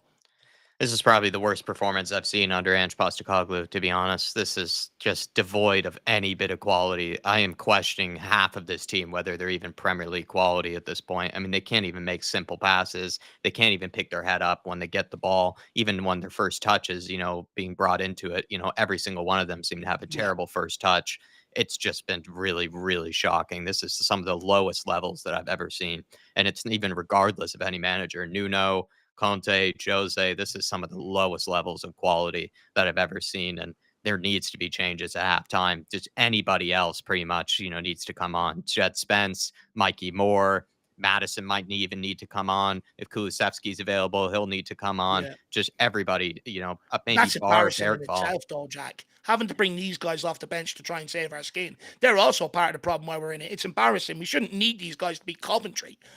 Anybody that started this game, I'd say Bar Bergvall has just been Yeah. absolutely woeful, but it's also maybe part of the team selection too. You know, certain guys that I think Ange has selected today, he's not making it easier on himself. I think selecting Timo Werner has really hurt him going into this one. Selecting Fraser Forster, I did not see the point in putting a Fraser Forster in a game like this. This is a must win game, a must win game. There's no point in giving Forster, you know, his little cameo, you know, just so that he can feel happy. You know, this is kind of your Yeah. job on the line. If I'm to be perfectly honest, I would be Yeah. starting Vicario in a game like this. And the same thing goes with Timo Werner. After that first half, that is the worst we've probably ever seen Timo Werner play. I think we're already pretty harsh on him, but that single-handedly might be the worst I've ever seen him in a Spurs shirt. And he just can't play again after this. This is just so pathetic. And the I bet you standard do. that we are watching right now is just so low that basically anybody that comes on will be an improvement. All they have to do is just breathe correctly, and they'll probably be better than the next person that's been on the pitch so far. Lavinia Dunny, go on, you Irish Hotspur, up the Irish. Thank you, Lavinia. Very, very kind of you. But I mean, this is, again, I really wanted to just see us go 1-0 up, 2-0 up in this first half. I didn't even expect us to play that well or anything, but if I just saw us at least get an early goal, maybe go on, push for a second in the second half, I would have celebrated the win shamelessly. I would have been looking like an idiot, you know, happy clapping as per usual. But this is just honestly so pathetic. This is one of the most pathetic first halves I've ever seen. And we're actually lucky not even to be 1 or 2 goals down. To think of it, you know, it's not like it's two bad teams coming up against each other. Coventry City actually look like a better team right now than us. They've created chances. They've hit us, you know, on the counter. They've pressed us high up the pitch. They actually look like they're playing a better version of what we should be playing right now than even us. And it's just really that bad at the moment. It is really pathetic. And also as Yeah. well, I think we had one from Martin Knightsbridge saying embarrassing, shocking, and clueless football. This is all 4 of those really, or all 3 of those there, Martin Knightsbridge. It's been embarrassing. It's embarrassing to have to do these, you know, watch alongs and watch such a terrible team, to be perfectly honest. I think I'd rather just not be watching Spurs, like back to even NordVPN. I wish I could almost just be, you know, watching the Champions League right now someplace, you know, instead of having to watch this shite. It's been really shocking because the quality of these players is absolutely shocking. Like I am like, you know, like jaw to the floor, jaw to the table, you know, that shocked by some of the lack of quality of these players. Timo Werner can't make a right decision, can't even get his first touch under control, can't play the right pass. You look at other players in the team as well, I'd pretty much say the same thing about. It's just been absolutely pathetic on so many levels from these guys. And clueless is also another way to describe it. They just seem to have no idea what they're doing out there. They don't know who to play it to. They don't know who to be able to find, you know, on any of these runs. They don't know where to stand. They don't know where to move. They don't even know how to take control of a football. They don't even know how to be able to have a good first touch. It's just that Can't even clueless string 2 right now. passes together. No. Can't even string 2 passes together. It's absolutely embarrassing. And like, do you know what makes it even worse? These are players that are on the periphery of the squad with a point to prove. And that's the shit they're coming out with. And they'll be the very ones in a couple of months moaning that Ange Postecoglou didn't give them faith. They'll be the very ones moaning that I'm on the periphery of the squad. What do you want me to do? Okay, dummy, your chance is today. Why aren't you out there taking it? That's the biggest bugbear of mine. If I'm given an opportunity, I am out there hunting down every fucking ball I can. When I'm in possession, I'm making sure I'm delivering a little bit of quality, or at least, if I'm a forward player, I'm looking to try and make that penetrating impact. None of them want to do it. Everyone's playing safe, and they have to take a long, hard look at themselves. They can sit there and hide behind Ange Postecoglou all day bloody want. But that is atrocious from these guys. With a point to prove, that's bloody atrocious. And they'll be the very ones moaning when we're not in cup competitions and their game time get limited. Well, this is exactly why. Ribsy85, member for 37 months. Can't believe you put up with us as well as this team for this long, Ribsy. Thank you so much for your support. Saying that's the worst I've ever seen us under Ange Postecoglou. They're slow moving the ball. aimless passes everywhere. Bergvall trying to do it all by himself. It's been disgraceful so far.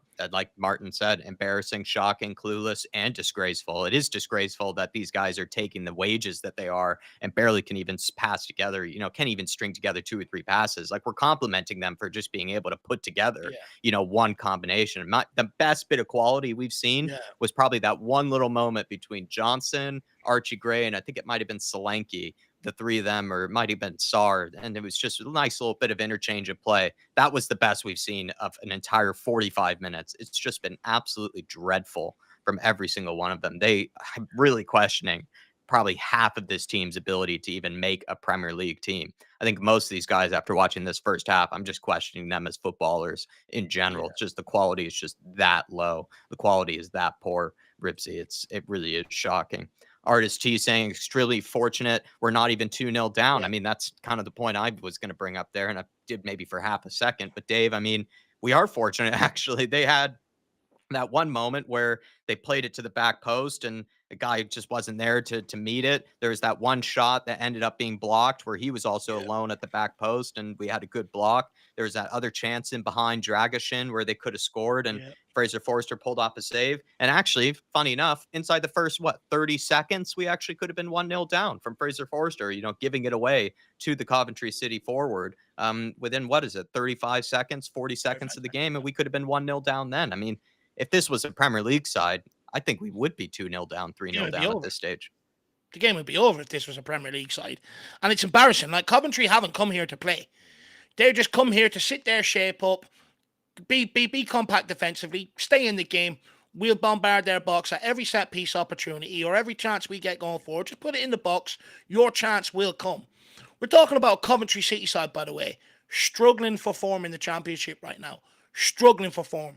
And they've carved us open more than what we've carved them open. They've tested our goalkeeper more than what we haven't even tested theirs. Like you said, that Varner cross and that Johnson cross were the only 2 times the ball's, the goalkeeper, the ball's gone anywhere near him. It's absolutely embarrassing on our behalf. And it just needs to tighten up. Everybody needs to tighten up. If they really want to keep Ange Postecoglou in the job, this next 45 minutes will tell me everything I need to know. They'll either go out there, bust a gut, and really try and fucking, put this Coventry team to the sword, pin them back, bombard them with balls into the box, shots on goal.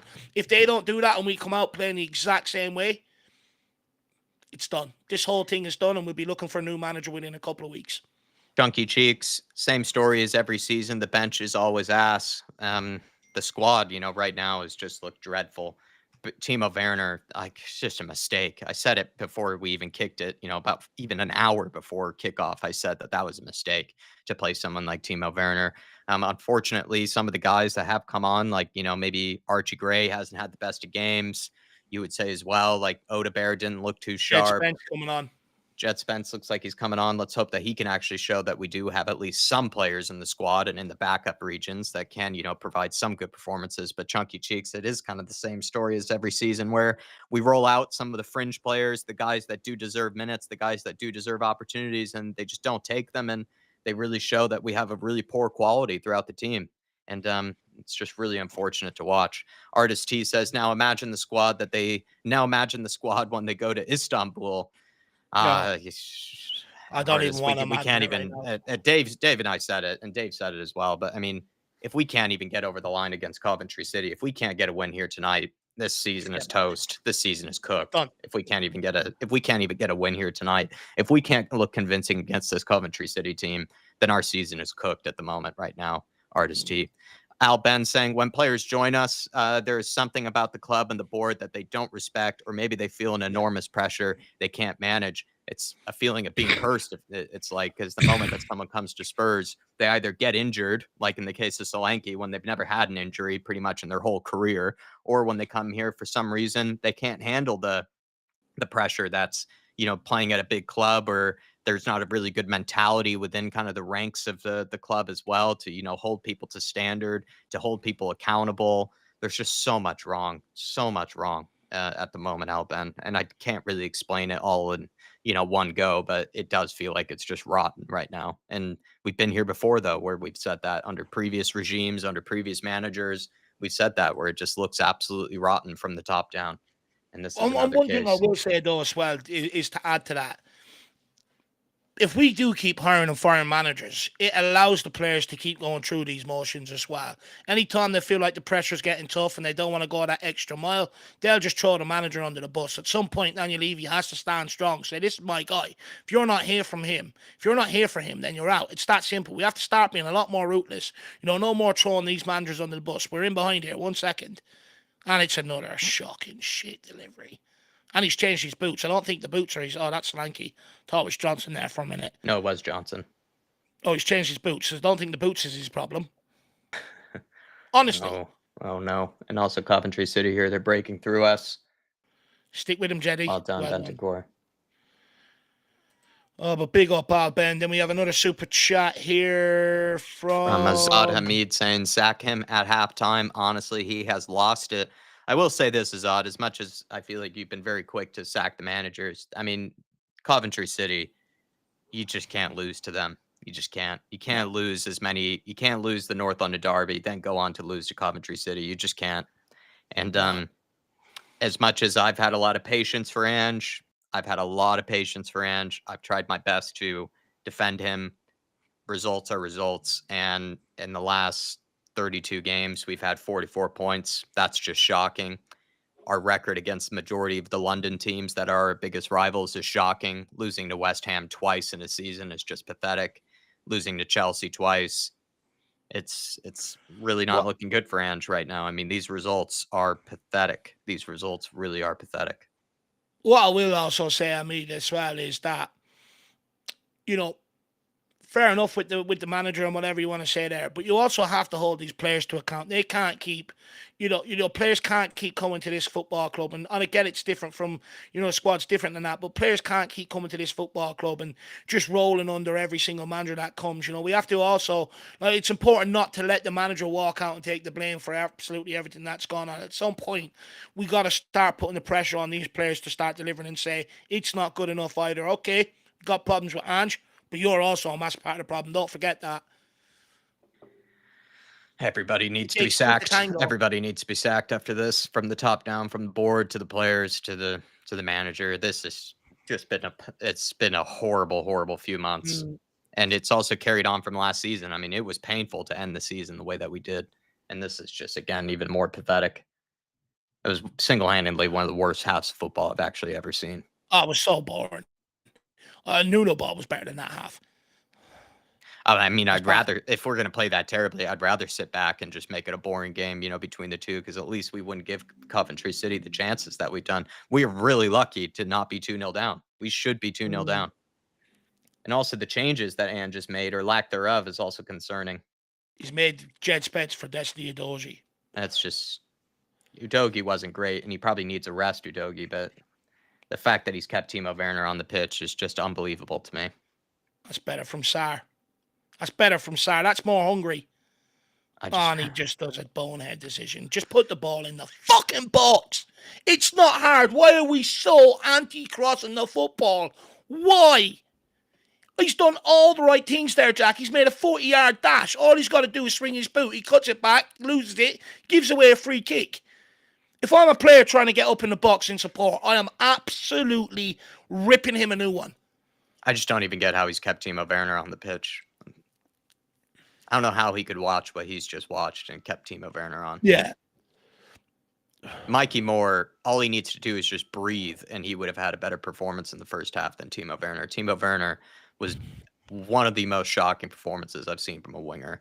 Yeah.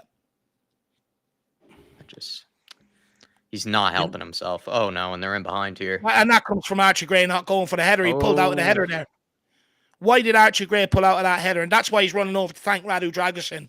That's just weak as well. You got to go and win that. That's the basics. Look, it all starts, gets on, doesn't even jump. It's embarrassing.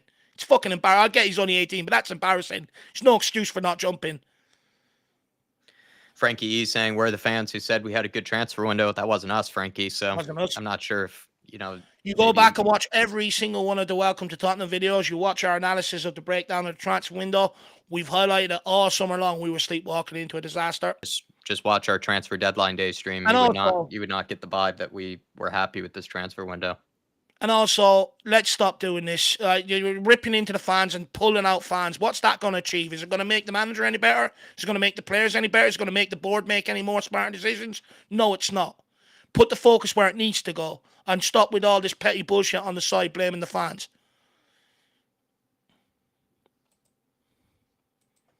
Definitely wasn't us, Frankie.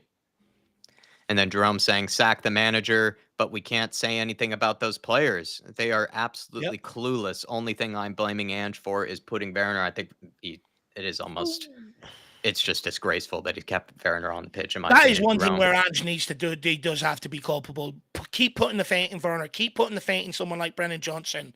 Like, he just has to take no for a fucking answer. You know what I mean?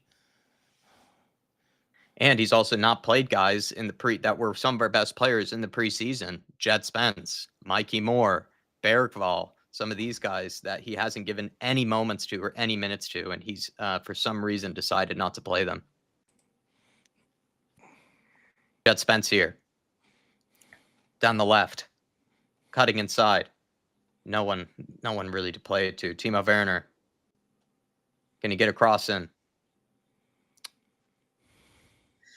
Oh my lord, Timo, where are you going, mate? Oh my lord, oh he's fucking. And where are you going? He is. Where are you going? Absolute tripe. He's going to cost us this game. Coventry on the attack now after dispossession of Timo Werner. Fuck me. Thank God Forster got down like a spring 18-year-old there. Jesus Christ. But Jerome, I mean, that's been my thing with Ange is that as much as I think we can look at Ange, these players are just so pathetic in their ability. The quality has just been absolutely drained from these guys. Like, I just don't. Some of these guys, I really question whether they would actually make a championship side. I'm questioning whether they would even make this Coventry City team. They're that poor at the moment. These are supposed to be Premier League players. I mean, Timo Werner, Johnson, the rest of the crew as well. I know we keep saying those two, but it is pretty much this whole team that has started this game. Every single one of them, I'd say, bar Bergvall, has been just dreadful. And so that has to go on them. That can't be on Ange. But Ange isn't helping himself by picking some of these guys continually. You also have to ask, right? What manager is going to get them in the positions we find them wingers in? With his system, his philosophy. You won't, right? So if they can't do it there when they're already up in the half. Davies. What do we think they're going to do in a different manager system? It's going to be even worse. Davies, man. Well done, Benton Core. I think that was Solanke. Well, what's he doing back there at CDM?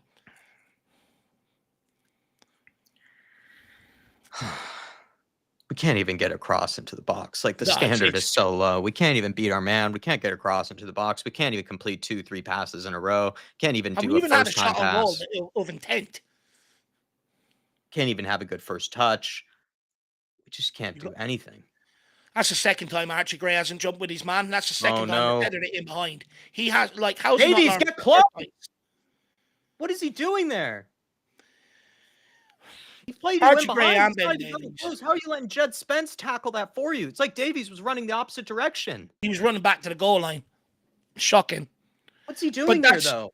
That's Archie Gray again. That's the second time they've put the ball on top of him. If he's refused to jump and they've got him behind, he needs to start jumping. If it happens a third time, haul him off.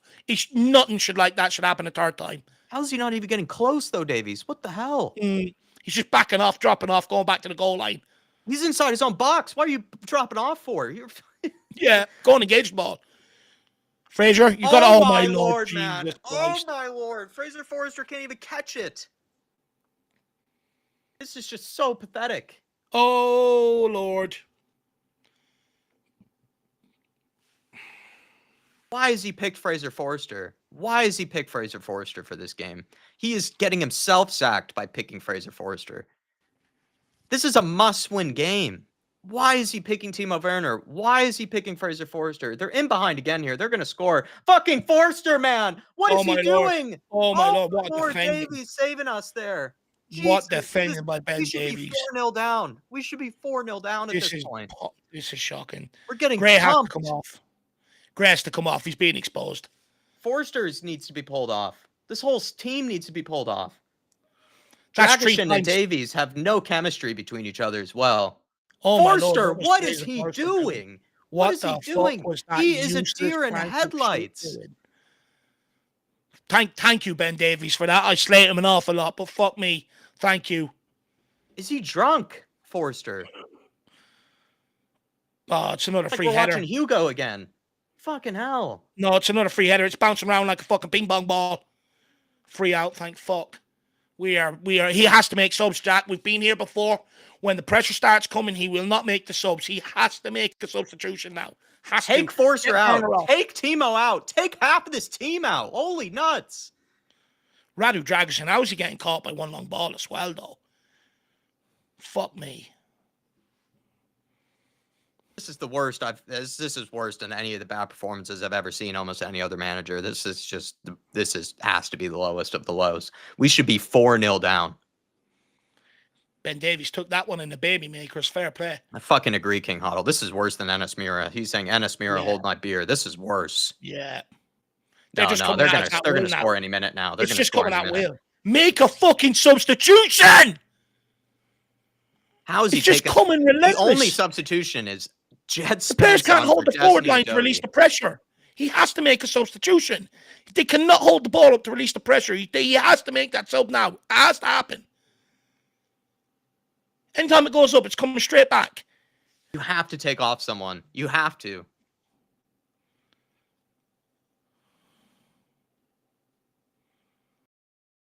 Jesus, gotten to the point now, even if we do fucking scrape through, it feel like we're just surviving treading water. Oh, we have to win just for the sake of winning, but this is the worst. The performance. I still can't enjoy it. Even if we win, could be any worse. 60 minutes. I won't be able to enjoy it. I don't think the performance could be any worse. I mean, I don't even drink during these streams. They're driving me to want to drink during this fucking stream. I don't even smoke, Dave, and I feel like I need a cigarette for fuck's sake. This is disgusting to watch. This is disgusting. It's awful. It's pathetic. It's actually just pathetic. This is worse than Patras de Ferreira. This is worse than Enes Mira. Yeah. This is worse than all of them combined. This is pathetic. We should be 4-0 down to this team. Sarr, out to Werner. This is his last opportunity. You better fucking do something. Oh, my Lord. He cannot skin his man whatsoever. He cannot get by him. I feel so sorry for Solanke, because he's going to take a lot of the burden. He's done nothing, this, that, and the other. But if you got a guy who can, on either side who can't beat his man to get a ball in, what hope does that guy have? Even Harry Kane wouldn't score with these guys providing them. Oh! He scored. Ben Davies. Oh, what a save. Ben Davies making up for it. Do you know what? He's had a fucking good second half. Oh, it's a good header. He kind of hits it right at the goalkeeper, to be fair. Maybe he does have to bury that, but at least that's our best chance of the game. No, my Lord. Timo. On the overhead. No, ambitious. Dragusin. What are you doing, Radu? Oh, my God. Back to Fraser. Oh, my Lord. Werner and Fraser. Holy fuck. Oh, my Lord. That is atrocious. Oh, Jed Spence is just getting cooked there as well. Haji right. Oh, my Lord. That's embarrassing from Werner. Why is he leaving? How is he still on the pitch? How did he not take him out in the first half? Even after that, he's got to take him off now. He has to take him off now. They're in behind again. You're just lucky they shanked that. Gray has to come off as well. He keeps getting put in behind as well. Gray and Werner both have to come off now. It's just becoming costly. I'll even bring up over the shop. K32. He hasn't caught one thing cleanly. His passing out from the back has been crap. How is he not taking out Forster? How is he not taking out Timo Werner? K32 saying, Jack said, I don't think this performance can get any worse. Spurs say, hold my beer. It's gotten worse. This is the worst performance I might have ever seen while being on this channel. This really is. Embarrassing. Al Ben earlier saying 150 million wasted down the drain this window. It's been shocking spending. I mean, half of these players now in this squad, I'm just questioning their genuine ability to play in the Premier League. Al Ben, it's that poor right now. This is just devoid of any quality. it is some of the worst I've ever seen from a team. And, the players we had previously also, really made me question my sanity, the Dyers, the Sanchez's of the world. But this has to be one of the worst performances by a country mile I've ever seen. Every single player has just been shocking. And it is, that's shocking as well. And the thing is, the money we got for Harry Kane to replace him, that was good money. And we've completely spunked that up the wall, completely pissed it up the wall. If that's what they were going to spend that money on, they should have took the gamble for him to sign a new contract. The fact that we're actually bringing on Son and Maddison right now to try and save this game this says enough for me. This says it all for me. And he's taken off Solanke. It's not even Solanke's fault today. If Werner stays on, if fucking Timo Werner manages to stay on, he's took off Bergvall. I'm done. Azad Hamid saying, and just staring, by the way. He has quit. He's just standing there, by the way, and staring. He's just quit. They've all quit. The players are quitting on him. It's like he's quit on the players. Fans have quit. Everyone's quit. How's he taking off Solanke as well? Well, Son and Werner said, or Son and Maddison said they're like Postecoglou. Players have to take account. And that's what Son said after North London Derby. Let's see if they can fucking back up their words too. How's he taking off Solanke as well? I mean, it just doesn't make any sense. And he's taking off Bergvall. As if they were a problem. You know what I mean? He's kept on Timo Werner. I mean, that is sackable in itself, the fact that he's kept on Timo Werner. He hasn't taken off fucking Timo Werner. Oh, no. No, they've scored. Oh, no. 1-0 down. Fuck this. Fuck this shit. We saw it from the beginning. We knew it was coming. We fucking knew it was coming. That's fucking shocking. Another cup upset. Tottenham dumped out of the cup early yet a fucking again. Oh my God, it's embarrassing. And there's no VAR either. The linesman hasn't stuck up the flag. It's 1-0 to Coventry. We are an absolute embarrassment to football. We are a joke. We are a joke. And yes, Postecoglou will speak about him, but these fucking players as well. These fucking spineless little fucking idiots as well. But you know what? When you see Fraser Forster making the stupid mistakes he does, and Werner as well, bringing on Johnson instead of Mikey Moore, when we know what he's already had his chance to prove himself, that's where Ange also takes the blame.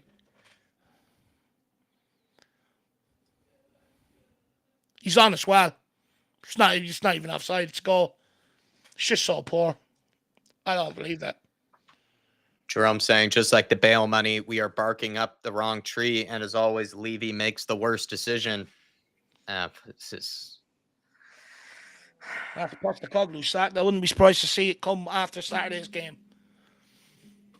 I don't understand how I don't know how on earth we've kept Timo Werner. I just have no idea. Yeah, that's just, I just don't understand. I also don't get how, I mean, this is not the situation to throw.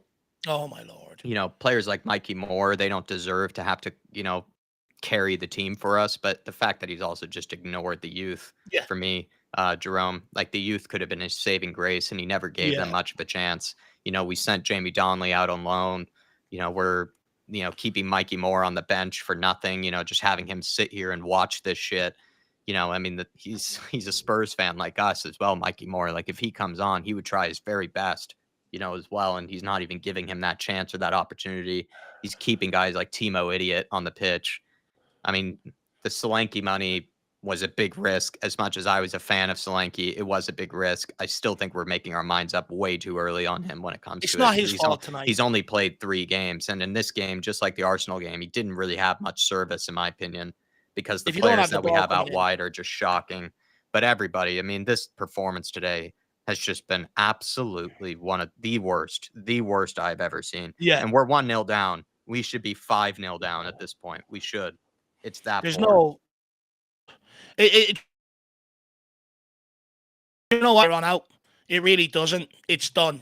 What we've seen, it's done. It doesn't matter. Even if we save this now and go and win 2-1, which we're not going to do, by the way, we won't even score 1 goal. It's done. Oh my Lord. But yes, the spending has been shocking. And this is one of the worst. Holy shit, windows. Johnson! What is wrong with you? Holy fuck! What is he doing? Please make more subs, Ange. Like, even Coventry fans are chanting and having a time of their life against us. I can't take this any longer.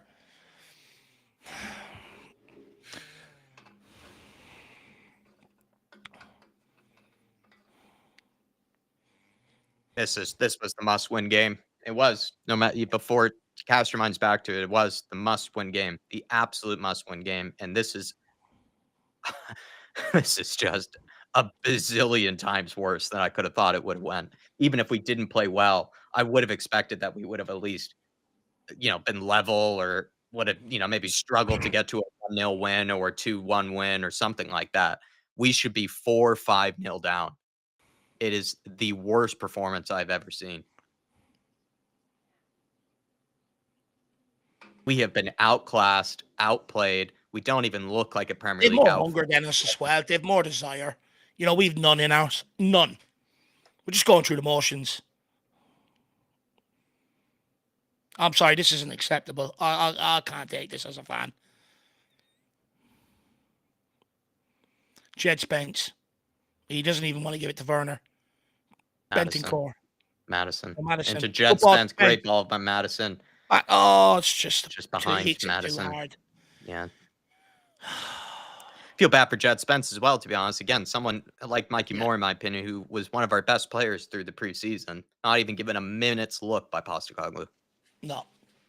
And he's thrown in at left back as well. That's not even his fault. That's more on Daniel Levy for not getting us a left back this summer.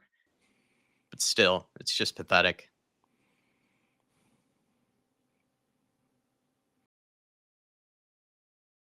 I don't even know where anybody is getting that we said we ever had a good transfer window. I never even on earth has said I had a good transfer window. We have never said that once as well. We are Spurs TV.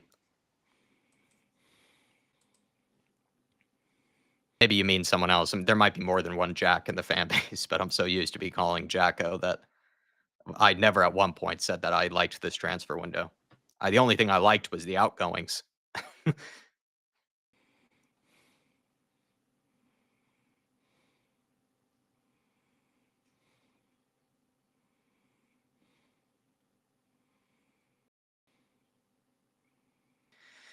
Azad Hamid from earlier saying, "Say it, guys. Ange out. This is on him." I mean, I'm cooked with Ange at this point, Azad. I don't think all of it's his fault. I think he's being extremely let down by these terrible players.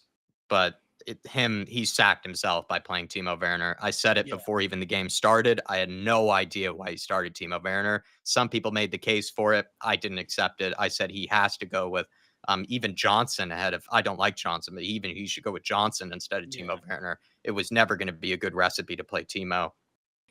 And then also him playing Fraser Forster is also just so questionable. This is a must-win game for Ange. He cannot be giving party favor sort of, kind of, what is it? I don't even know, like gifted minutes to someone like Fraser Forster so he can get his last little bits of minutes before he retires or something like that. I mean, he looks like a pub keeper. He looks like it not even good enough for a 5-a-side, 11-a-side for your local pub. Like he looks like he'd be the backup keeper for your pub team. And he's played him in a game like this. It is diabolical. And keeping Timo Werner on the pitch this long, I think is sackable in itself. I question what Ange is even looking at this point, Azad Hamid. I'm not even going to get into him, keeping him at the club this year. What is he doing by keeping him on the pitch? What is he doing? He's sacking himself. He's sacking himself by doing it. It's his guy. He's the one that wanted Timo Werner at Tottenham Hotspur. It's his guy. That's why he's doubling down with it. It's just, and it's at the detriment of someone like Mikey Moore. And you're just going to kill him off before he even gets his Tottenham career going. Look, in my particular lineup, I said we should have went with a carry-all. That Fraser Forster, I didn't believe it would be the right option. Piss poor. Back line, I can understand. Midfield, I can understand him picking. Front line, I just don't understand why he continues to pick Timo Werner. When he picking the two wingers that are the fucking problem. Like, what does he not understand? He keeps picking the guys that are the fucking problem. It's mind-boggling. It's just mind-boggling. And the thing is, I like Ange Postecoglou. I think, from what I've seen at Celtic and all, he's done a great job there. And the remnants of it was here. The remnants of it was here in the first 10 games.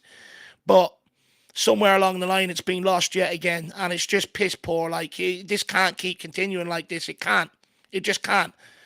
But I just fear when you get a new manager, I think we're going to have the same problems up front as well. I don't think it's going to get any better. I think we're in for a long season.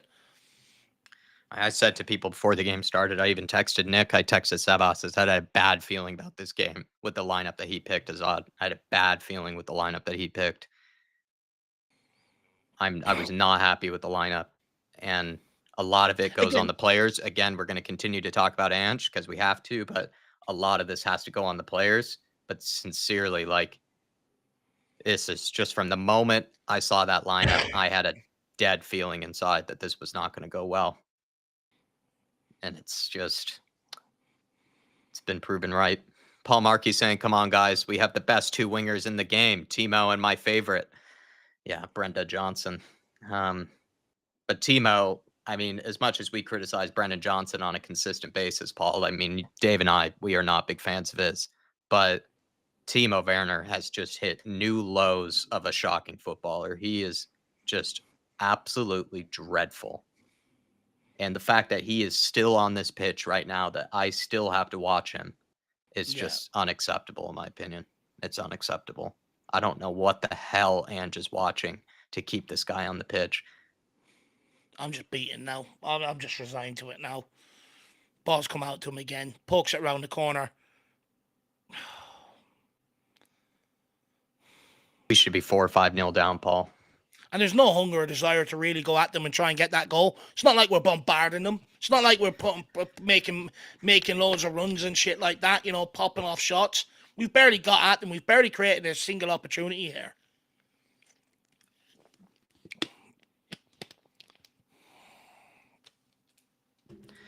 Azad Hamid, very kind, my man. He's saying, I love the channel and I love the work you guys do. Keep it up. Azad, I appreciate that because I know we've disagreed on a number of times when, you know, Dave and I, we try to have a lot of tolerance for the manager. I've now losing it with Ange. I'll be honest, I am. You're watching it unfold right now. I really did keep a lot of faith in Ange. I personally as well am not even as much of an attack-minded sort of person as plenty of the other Spurs fan base are. That's just because I don't like conceding goals. That's just how it is. But I really did try to give him a lot of time, a lot of patience, because I am just sick of sacking managers every season. Even my own little brother, Azad, he barely even watches football, and he tells me, there's no way you guys can be sacking another manager. You're sacking one every single season. Surely that's not sustainable. So I have tried to give almost every manager at this club for the past 5, 6, 7, 8 years every chance they can to prove me right, wrong, whatever. But I've tried to show them patience. I'm not quick to pull the trigger on them. But at this point in time, I'm going to have to start agreeing with you, Azad. And I appreciate, you know, your tolerance for Dave and I, because we've disagreed with you on a number of occasions. And you've been very kind to even put that in there because, believe me, I am, you know, I've disagreed with you on a number of occasions when it comes to sacking the managers, because I just don't think it's sustainable to continue to sacking the managers. But at this point, you reach certain situations where the results are the results, no matter how bad it is, no matter how much we probably will go backwards. You know, if we sack Ange, we will inevitably go backwards, you know, even if he does deserve to go. But it's just, it is really exhausting, Azad. It is really exhausting to just continue to sack the managers and expect that things are going to get better afterwards. It's just, It is become worth numbing. highlighting, It's though. becoming numbing. Like I don't want to see Ange go, but it's becoming numbing at this point just to see Spurs be embarrassed like this on a regular occasion, on a regular. It's just getting embarrassing. It's And the so thing is, embarrassing. you know, there also has to be acknowledgement. This guy was extremely let down in the transfer window. Yeah. You know, that business was nowhere near acceptable for any manager. I don't care who you are, you know, to try and really kick on and deliver what you know, what the players are talking about, what he's talking about, you know. And this is what I'm saying. Yes, he's at fault for some stuff, but he's not at fault for everything. And we have to be fair with that, you know, because if we ever want things really fixed at this football club, we can't keep going with the notion that the manager's going and everything else is going to change. Because it doesn't. We've seen that now. It's been 3-4 times we've gone through this process. So we also have to acknowledge that the transfer business was nowhere near good enough to help a manager out. You look at the business we done in the forward line for a team that really struggled last season. Weak, nowhere near good enough. But then again, games like this, Ange Postecoglou persists with someone like Timo Werner and only hauls him off when he wimps out of the game. Because he's had enough. It's disgusting. Oh, it's another one. Oh, we got away with that one there. But yeah, Azad, I just want to say thanks, man, for tolerating us, because we've disagreed with you on a number of occasions. But at this point, I'm going to have to give in, and I'm going to have to say he's got to go. But that's just because the results. And I am making this clear. I have been very loyal to Ange Postecoglou. I have been very loyal, and I do not think all of this is his fault whatsoever. I think there are a lot of other people to blame, as well as the players and the board especially. But this has just become untenable. You just can't get results like this. And that's what it's come down to for me. It's just simple. And Dave and I have maintained that, like, results are results, and the results have reached an all new low. I don't even think Jose and Conte had this bad of a run of games. No. They at least probably had more points. We played practically a whole season, and we had 44 points over 32 games. Look, like, that in itself is a big red flag. And this is the final nail in the coffin. I'm sorry, but I just want to say, Azad, very kind of you to just support us, despite how much we've disagreed with you. It's very kind. And at the end of the day, it's results.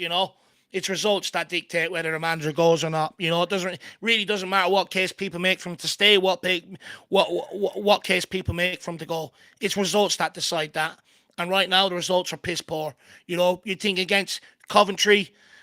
And look, I tried to highlight it walking into the North London Derby, coming into this Coventry game and way before the Newcastle game. Me and Jack done a video. If he doesn't get results in these games and he loses these games, he's gone. He's out of a job, And results dictate it at the end of the day. You're not getting a tune, you're gone. I think we've got a massive problem this season. I think the forward line is going to be very, very frustrating regardless who's in charge. Yeah. But you cannot keep letting these results slide. You just can't. Thank you for the support, everybody. This is painful to go through. We could be 2-0 down here. Oh, oh my and lord! We could have lost the 7-0. We could have probably 5-6. Yeah, this could have been 5-6, 7-0. This is the worst performance I've ever seen.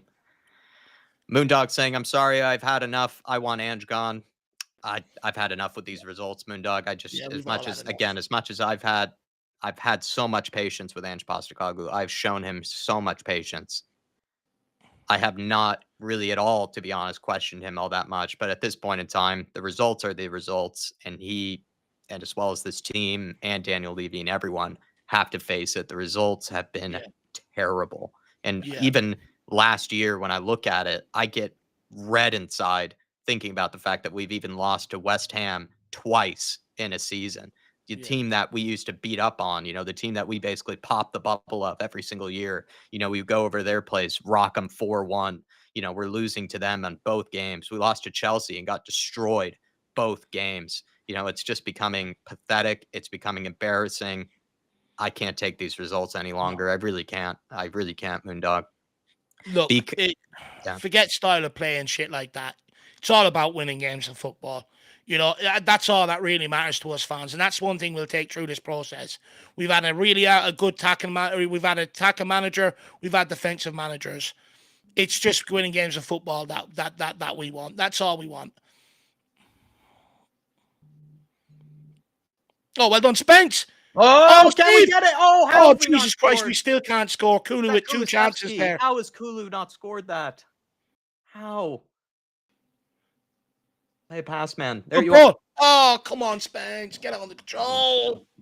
That chance was actually created, though, from Spence. Spence actually did well He actually fights really well here, Spence. He does really well. He fights for it. He wins the ball back. Look at that tackle. It's a great tackle. Oh, Kulu, man. We have a super chat here from Be Kind. Morpho says, "Let's all get drunk together. Cheers, lads." I don't drink. That's the thing. I don't have that where I can lose my pain away, and I'll just have to go to bed. Turn off the phone. Another day of it. Twice this week. It's ridiculous. Listen, man. Be kind, mofos. After this game, Dave and I are probably going to do our best with whatever content we have to do. everyone that is a fan show member or an elite member, please send in your fan cams, because this might be the very last of Ange Postecoglou. And, Yeah. give us your thoughts, because I know people want to have their opinion. You're probably even sometimes tired of hearing us chat about it. So please, if you are a fan show, if you are an elite member, send in those fan cams. We will be sitting by our phones, by our email, and we will upload those for you tonight. But to be honest, after this, my brother and I were going to grill some chicken, and I might honestly, I don't even know, man. I'm gonna have to like just stare off into the distance, for Cool. a good hour or Yeah. two, really. Like I'll just be staring, I'll be staring at my palm or something like that, just to make sure that everything is all real, basically. Like as if I'm not in some trippy dream or something, like at this point, a nightmare, really. It's just a nightmare. And I'll be honest, probably a beer or two will certainly help. Because this Mm. is by far the worst performance I've ever seen. This is the worst performance I've ever seen. Thanks for the It took support, us man. to. Thanks for spending some of the beer money on us. I appreciate that. Hopefully you still have, a round or two for yourself, because it's going to It be a took long us. one. It took us to 85. What was it? 80 minutes to create any like the Kulusevski chance. It's embarrassing. It's just absolutely embarrassing. How's he not scored there? By the way, I had a good deflection from the defender. How's he not scored the follow up? I hit it straight off the guy in front of him. Jerome Oh saying, I love Ange, really, but today this has a no. Keeping Werner on, it's just, that's yeah. actually what sent me the furthest, Jerome. Like, that's the thing with me is I've really tried to keep my patience with Ange. I've really tried to see, his process and let him, build, let him, do his thing. But at a certain point, keeping Timo Werner on the pitch, starting Fraser Forster was already a big red flag to me, because this is a Mm, must-win game for him. There is no reason to be giving Fraser Forster these little charity minutes. That was the word I'm looking for. It's like a charity match for Fraser Forster here. I just think Ange is out of his depth when it comes to that. Like, he is out of his depth keeping Timo Werner on the pitch. He's out of his depth playing Fraser Forster in a game like this. And it's over at this point. And also, another thing I'll add, and I know Sean has made this point before, his when he's been in the trenches like this, in points last season and in points this season, he should have leaned on some of the younger players. It's unfair to throw in these younger players in these situations, but I do think you buy yourself more time, yeah. more patience with the fan base, and he has continued to ignore them. Even last year, when we had a center back crisis, he sent Ashley Phillips out on loan, or he didn't give Alfie Dorrington a chance. He's playing Ben Davies. It just doesn't it just doesn't compute with me. It really doesn't. And I think the real tipping point for me right now, where I am just getting genuinely pissed off, is the fact that he had kept on Timo Werner. I mean, to be Yeah. honest, I think he should have pulled a Jose, and he should have pulled him off after 20 minutes. Timo Yeah. Werner, like that's what actually would have maybe given me at least some hope that Ange Postecoglou actually does have an idea of what a good footballer is, because keeping Timo Werner on the pitch is just unacceptable. Kulu's in here. Pulls it back to nobody, for fuck's sake. Jesus fucking Christ. Oh my lord, we are so poor. We are so shit. But you know what? The thing is, we also have to understand this isn't just always the manager's fault. We've changed management over the last since Pochettino. How many times? How many different coaching staff have we had in the background? We've even changed fucking squad. We've even changed scouting departments. The only thing that hasn't changed is the ownership. What the fuck is going on there? That everything, it doesn't matter what we do, it turns to this. Rotten from the What is core. going on? It's rotten from the core. Paul Markey saying the day Levy and Cullen sacked Pochettino was the killing of this team. Should have given them a proper Feels that chance to way. really build it. But this is the thing. They've brought in managers. And look, we can sit there and say we spent 400 million on the Postecoglou. Where he needed to back him most this summer, which is what I said. What did we squander the 100-odd million we spent this summer on? We squandered it. We Yeah. done nothing to improve the situation. Nothing to improve the first 11. Nothing whatsoever. Piss poor. Oh, my Lord, Kulu. We're hitting cannons now and we're trying to save the game against Coventry. For a team that, again, I've said this before this stream, but for a team that seems to practice crossing every single day, we might be one of the worst crossers in the entire English pyramid. We're shocking. We're absolutely shocking. There's no one on this team, barred Pedro Porro, that can cross a ball. And I wonder if even Pedro Porro has gotten worse at crossing since he's come to Spurs. But Paul Markey, it's just been rotten from the core since Pochettino left. It was one of the Yeah. biggest mistakes. I mean, even Daniel Levy admitted to it. Let's be fair, actually. Daniel Levy admitted that that was one of his biggest Yeah. mistakes. So he even was able to say it. And that's not a guy that probably wants to admit to mistakes often, you know? And if Yeah. he's even willing to admit it, then he knows truthfully inside that was He a big fucked up. mistake. Yeah. And we're going to be paying the price for it. But it's not even like Pochettino's, our saving grace or anything. There are other good managers out there. And in my opinion, we have had good managers before. It's just Daniel Levy doesn't know how to give them what they need. But then also, at this club, we just haven't been able to produce results and, stick by something, of some kind. I think at this point, you can't stick by this. I mean, this is just No. cooked. This is just done. But there Done. have been moments in the past with previous managers where you would say that if it even was the wrong hiring to begin with, we were too quick to probably get rid of them, or we were just too quick to give up on the whole thing. And even Daniel Levy has been very quick to give up on managers in the past as well. The moment that he thinks that maybe it's not working, he doesn't give them that extra bit of encouragement, that extra bit of support. And that's happened here this summer as well, when Ange really did need a big transfer window in order to really rehaul this squad, get all the players that he needs in order to succeed. Yeah. We just haven't done that. We got rid of a lot of players. We got rid of a lot of outgoings. I was happy with that, but the incomings, most of the case was just not. And we've let another manager down. But in this game, I'll be honest, Ange Postecoglou has also let himself down.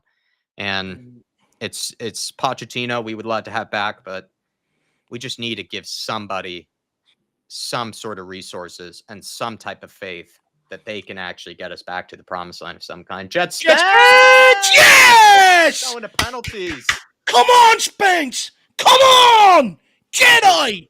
Fucking Jedi of all people! And had a good game. He's the one, he's the one that the club have pissed off the most, when they brought him in, Conte said he doesn't want to use him, etc. Fair fucks to the kid. That's what I'm fucking talking about, He's been Jedi. outcasted. He's been outcasted by Antonio Conte. I think he's been outcasted by Ange. To a degree. Yes, and he's been outcasted by Ange, and he's actually been our best player since coming Jedi. on. Great finish. Tim Man 007 with the super chat. Great ball from Kulu. Yeah, it was. Do you know what? I love the continuation of the run by Spence as well, Jacko. Oh, he's been inspired. I mean, Dave, that chance that Kulu missed was actually only because Jed Spence showed at least some fight. The kid's got some character.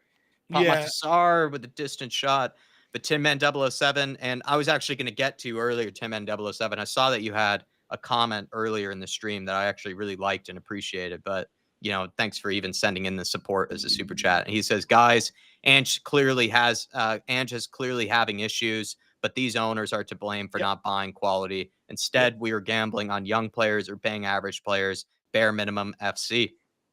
And this was my problem with the transfer window. If you look, no problem bringing in young players, but don't neglect the issues you got inside the first 11.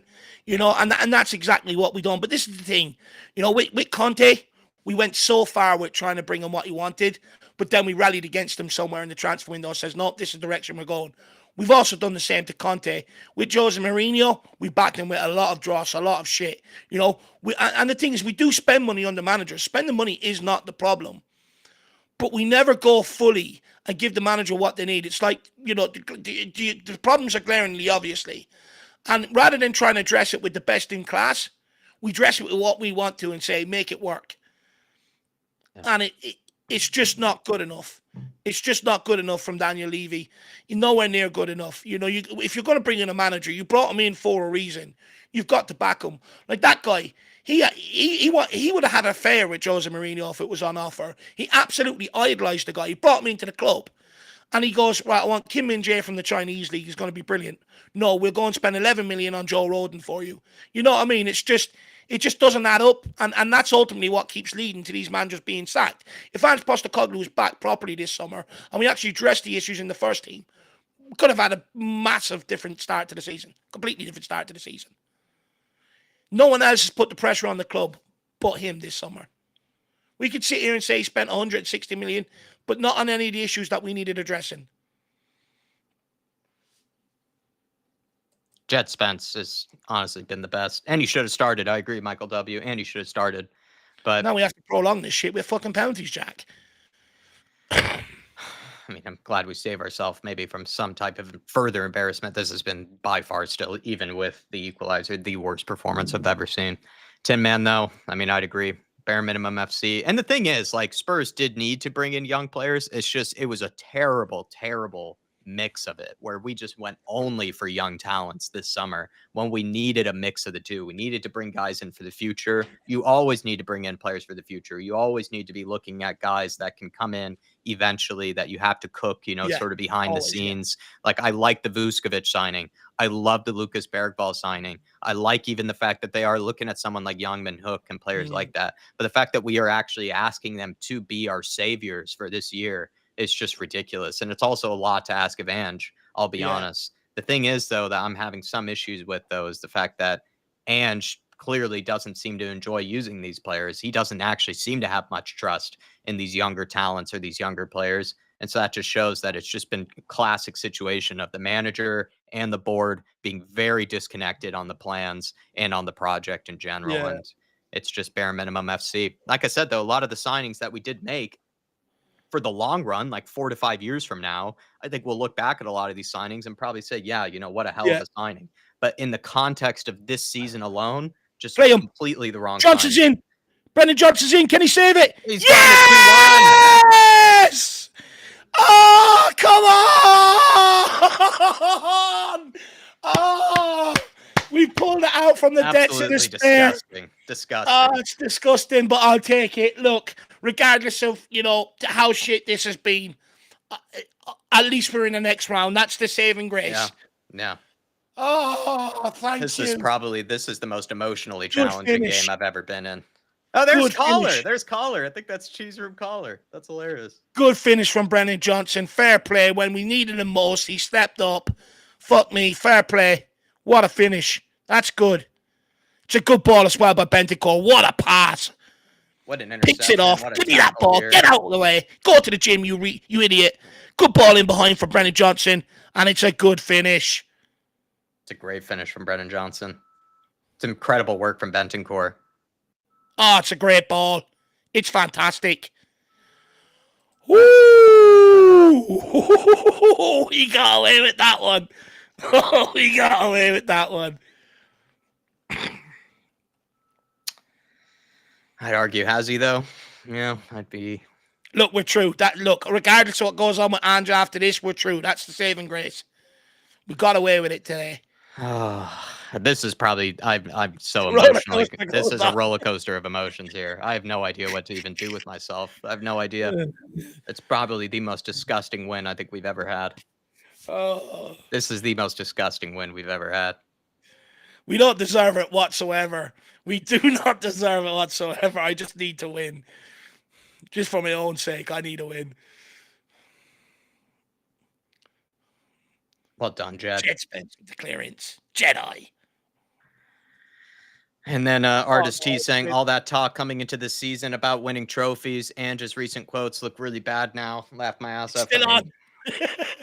Technically, we still have every trophy available to us. The quad is still on, Artist. The quad is still on. No, I do get it. What I would say, though, Artist T, is if you take yourself back to Jose and Conte, they constantly told us why we couldn't win anything. They constantly bemoaned the transfer market and stuff like that. And some people would say rightly so, right?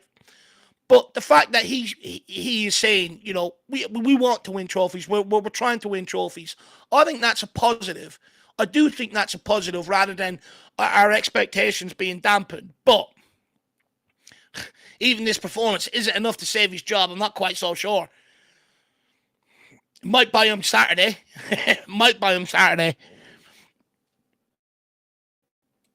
Spurs Kings TV saying this was my prediction, spot on. He said we would go 1-0 down to win 2-1. That would probably the most disgusting way. Spurs King TV, the most disgusting way. I need a cold shower after this, Jerome, as well. I don't know what to do with myself. I think I need to slap myself 10 times after this. I feel like I'm going through a bad trip. You know, it feels like watching this. It's like someone slipped me a tab of acid before this game because I just have no idea what the hell is going on. Blow it up, please, Ref. Just end the pain. Just end it now. Artist T saying, but yeah, big up. Really appreciate it, man. But yeah, I mean, We all look like idiots, honestly, even on. after this game. I look like an idiot. Tala Ahmed saying, member for 21 months, too close, but Ange is on thin Yeah. ice. Yeah. I don't even know if he's on ice, to be honest. Tala, he's sort of floating, it feels like at this point. Just floating into obscurity. Dark Sun G, thank you for the 21 months of support, though, Tala. Yeah. Really, Big really up, kind to Tal. this channel. Good to see you, though, my man. How's life treating you? Really appreciate you dropping in to see us. And look, Andrew's on tonight. I'm not convinced this performance is enough to save him. What I will say is it buys him the Brentford game, that's for sure. But we've got to back it up with another win. This is crunch time now for this squad, for Ange Postecoglou. Got away with it today. I'm not going to celebrate. I know I'm laughing and smiling and stuff, but that's just more out of relief than anything else, to be brutally honest with I'm envious. But this has to start getting better very, very, very fucking quickly. It's testing all of our patience. Dark Sun G, good to see you, buddy. How you doing, Dark Sun How you feeling G? after the game? Oh, my lord, man. I could take some positivity from you, even though I think I'm dejected at this point, Dark Sun G. I wish you could take my place and do the This one stream has for made me. me smile, though. I wish you could just do the stream for me, Dark Sun G. I think you'd be much better representation than I am right now. And he's saying, I love how both our goals are players who played in the championship, Johnson and Spence. If we had our old Deadwood, we would have 100% lost in our first cup match. I think Dark Sun G, we were very close to losing this match, and we probably should have lost if I'm being really honest with myself. I think Coventry City might have wasted about 5-6 chances that probably should have gone in the back of the net, and they were clear-cut chances. And Fraser Forster as well. I mean, there was that moment where he, destroyed Dragishin, and Ben Davies, saved it off of the line. Like, I don't think we deserve to win this game, Dark Sun G. But you know what? Credit to Jed Spence, I'd say, because Jed Spence, I'd argue, was probably our best player in that second half. He was determined. He was fighting for his spot. You could tell that he didn't give up mentality-wise. His head never seemed to drop. And so really big credit to Jed Spence, and someone who I've said I'm, been wrong about, actually. I think I said that at the beginning of this season, that I was wrong about Jed Spence. Someone whose mentality now I actually truly rate after a game like this. Everybody else's heads were gone. My head was gone. The players seemed to have given up on the manager. And Jed Spence, despite unfairly not being started, kept his head, and he's through here. And Johnson, I mean, what a hell of a finish as well. Hell of a finish. Finally get to see some quality from him. And it does show that he is a player that is perhaps better suited when he is played in behind. I don't think this is going to be the system that we play where, the game is going to be stretched like that. He's not going to get many chances like that in the type of system that we play. But Johnson does seem to, do better in those moments when he is played in behind like that. It's a great finish. It was a great finish. Big up, Dark Sun G. It's hard to give us much credit, though, to say that, this was like, they should have beat us, Coventry City. They should have beat us. We should have been 4 or 5 down, before we even got anywhere near back in the game. What I will say is, the game is about winning, and we got the win, and it's huge relief. But honestly, be more serious. We didn't deserve it, right? But Jed Spence, this guy, I rate Jed Spence highly. I've gotten a lot of respect for him after this game. When he signed for Tottenham, before he even kicked the ball at Tottenham Hotspur, his career was already over and done with. When Conte came out and said, this is a club signing, this is not what I wanted to be signed for me at right back. From then, it didn't matter how hard he trained or what he done to try and get into this Tottenham team. Conte was always just going to not play him because he was using him as a point to make to Daniel Levy. And yes, we can sit here and talk about some of the bad attitude he had where he's turned up late for training. One of the coaches lived by him. He was staying up late and shit like that. But if you're a young guy like him and you're after getting your dream move from the Championship to the Premier League and it's over before you've kicked the ball and it doesn't matter what you do day in, day out, at some point, if you're Jed Spence, and he would have been, 22 at the time, 21, 22, you are going to lose your head. You're going to lose your head. I don't care who you are. In that situation, at some point, you're going to lose your head. He's went out on loan. He's done his job. He came back pre-season. He took his opportunity. He was left out the Europa League squad. Could have been another reason for him to go, do you know what, fuck this club. He didn't do it. He didn't start tonight. Another reason he could have said, do you know what more can I do? But he gets his opportunity today, and he fucking takes it. This kid deserves so much respect from this Spurs fan base right now. It's unbelievable for what he's gone through. Yeah. Talk about perseverance. That guy, fair play to Jedi Spence for that. Brennan Johnson is another player I've criticised absolutely heavily. And don't get me wrong, he was god-awful today. But When we needed that goal, he took that opportunity. And fair play to the guy. He's still got a long road ahead of him. But hopefully now that that weight is off his shoulders, he's got that goal. Hopefully now he can start producing more. He's still got a long way to go, but he stood up when was counted. And I give him a lot of criticism. And for that alone, stepping up today, thank you. Yeah. Dark Sun G, I completely agree with what David said there with Spence. This guy is just continuing to prove me wrong from maybe my original thought on him. This guy has an elite mentality. And, it's incredible what he did in that second half, to stay inspired the way that he did. And I wish you were on stream right now instead of me, to be honest, Dark Sun G, because Yeah. I think, you would be much better at sort of balancing maybe the happiness of getting through, but also being realistic at the same time. I think you'd be a better host right now than me, Dark Sun G. So I just want to say I appreciate you. I even saw Dark Sun G. If you saw K32's comment, I think you would have laughed at it a lot. I think K32 said in the chat, Ange never in doubt. I think that was absolutely class from K32. Never in doubt, Dark Sun G. It was never in doubt. Jerome saying we did not deserve that at all. But Ange, please stop putting Werner on the pitch. Come on, you Spurs. Jerome, I'm gonna need a cold shower, a bath, a cold plunge, then a moment in the sauna where I just stare at the ground for 40 minutes, cook myself till I'm red. I just don't even know anymore at this point, Jerome. And I'll be clear in saying this. I cannot tolerate seeing Timo Werner in the team any longer. I think Ange practically got himself sacked by playing Timo Werner as long as he did in that game. But we're through, man. We're through. I don't know how we're through, but we're through. Absolutely ridiculous. Absolutely ridiculous. When it comes to Timo Werner, Ange needs to stop being stubborn and just realize he's going to cost him his job. Stop relying on guys that are putting you in this position in the first place. And this transfer was one of his ones. And that's the concerning thing about it. And that's maybe for us to understand. That's why he keeps putting faith in him. But I'm sorry, that guy was absolutely atrocious today. And Jack said something during the watch along. Should have done what Jose Mourinho had done to Eric Dyer at Olympiacos. Haul him off. Half the 20, 25 minutes into the game, haul him off. He done absolutely nothing for Tottenham Hotspur today. Walking around, trotting around, doing absolutely fuck all. I'm sick of it. Ange has to stop picking him. And Ange has to start realising quickly the players that he thought he couldn't rely on are probably the ones that saved his ass today. So he needs to start trusting in them. The likes of a Bergvall. He was the only bright light in the first half. Jed Spence today coming off the bench as well. I feel sorry for Mikey Moore. I really feel sorry for someone like Mikey Moore, actually, who didn't get off the bench today, who I thought should have been given an opportunity at some point. But, look, Ange Postecoglou has a lot to answer for, at this moment in time. But we can't neglect that the players also have a lot to answer for. That performance out there today, was nowhere near good enough from a bunch of guys that are trying to prove to Ange Postecoglou their worth. Nowhere near good enough. And they also have to take a large responsibility for what happened today. It took us till we went 1-0 down and until Jed Spence scored that lucky goal for us to really spark into life. Nowhere near good enough. Yeah. But we won.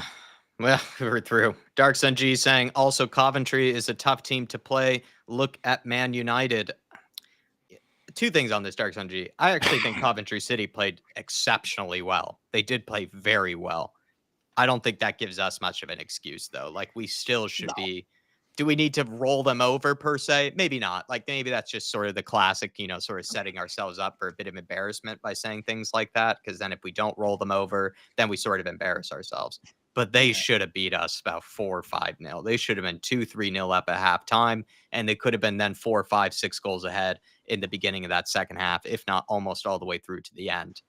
But we got through. And in the case of Man United, I don't even rate Man United. Like, I think we should be good enough to beat Man United. I don't think we are. We're that bad right now that I don't think we would even beat Man United. But fair play to Coventry City, actually. I think they played very, very well. I'm actually going to show more class than Man United did because, we saw Anthony, right, shushing the Coventry City players after they went on to win in penalties. I'm going to show a bit more class than that idiot Anthony did. And I will say that they actually played very well, Coventry City. They exposed us. They were all over us. I think they pressed well when they needed to. They sat back in a good shape when they needed to. They created really good opportunities and chances. And they Look, played very well, but we should not have let them play as well as they did. We just shouldn't have.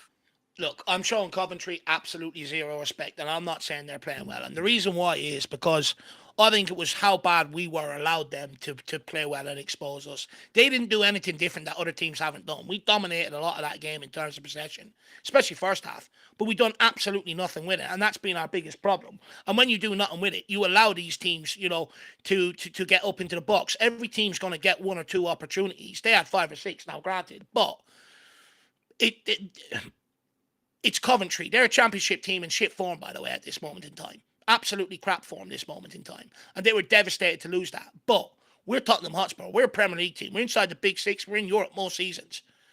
We should have had this over and done with nice and early very quickly with the amount of possession we had. We actually made them look good, I think is my point. I don't even know how we did it. Darks and G, I just don't even know how we did it. I thought they really outplayed us the majority of that game. They really did, in my opinion. Yeah, I just don't even know what to say. I'm just shell shocked, Darks and G. I'm just so shell shocked by that. 38 months as a fan show member. Thank you, Lazy 8. And it's I think just a slapping of the face, I think is what he's trying to mimic there. I need to be slapped in the face by you. I need my brother to slap me in the face. I need my mom to come over to come slap me in the face. I need my brother's dog to give me like 10 licks and, shove me over. I don't even know what to make of this or at all. Just what the hell is going on? I've lost all sanity at this point. Lazy 8. I really have. I don't even know what the hell I just watched. I don't even know how the hell we're even through.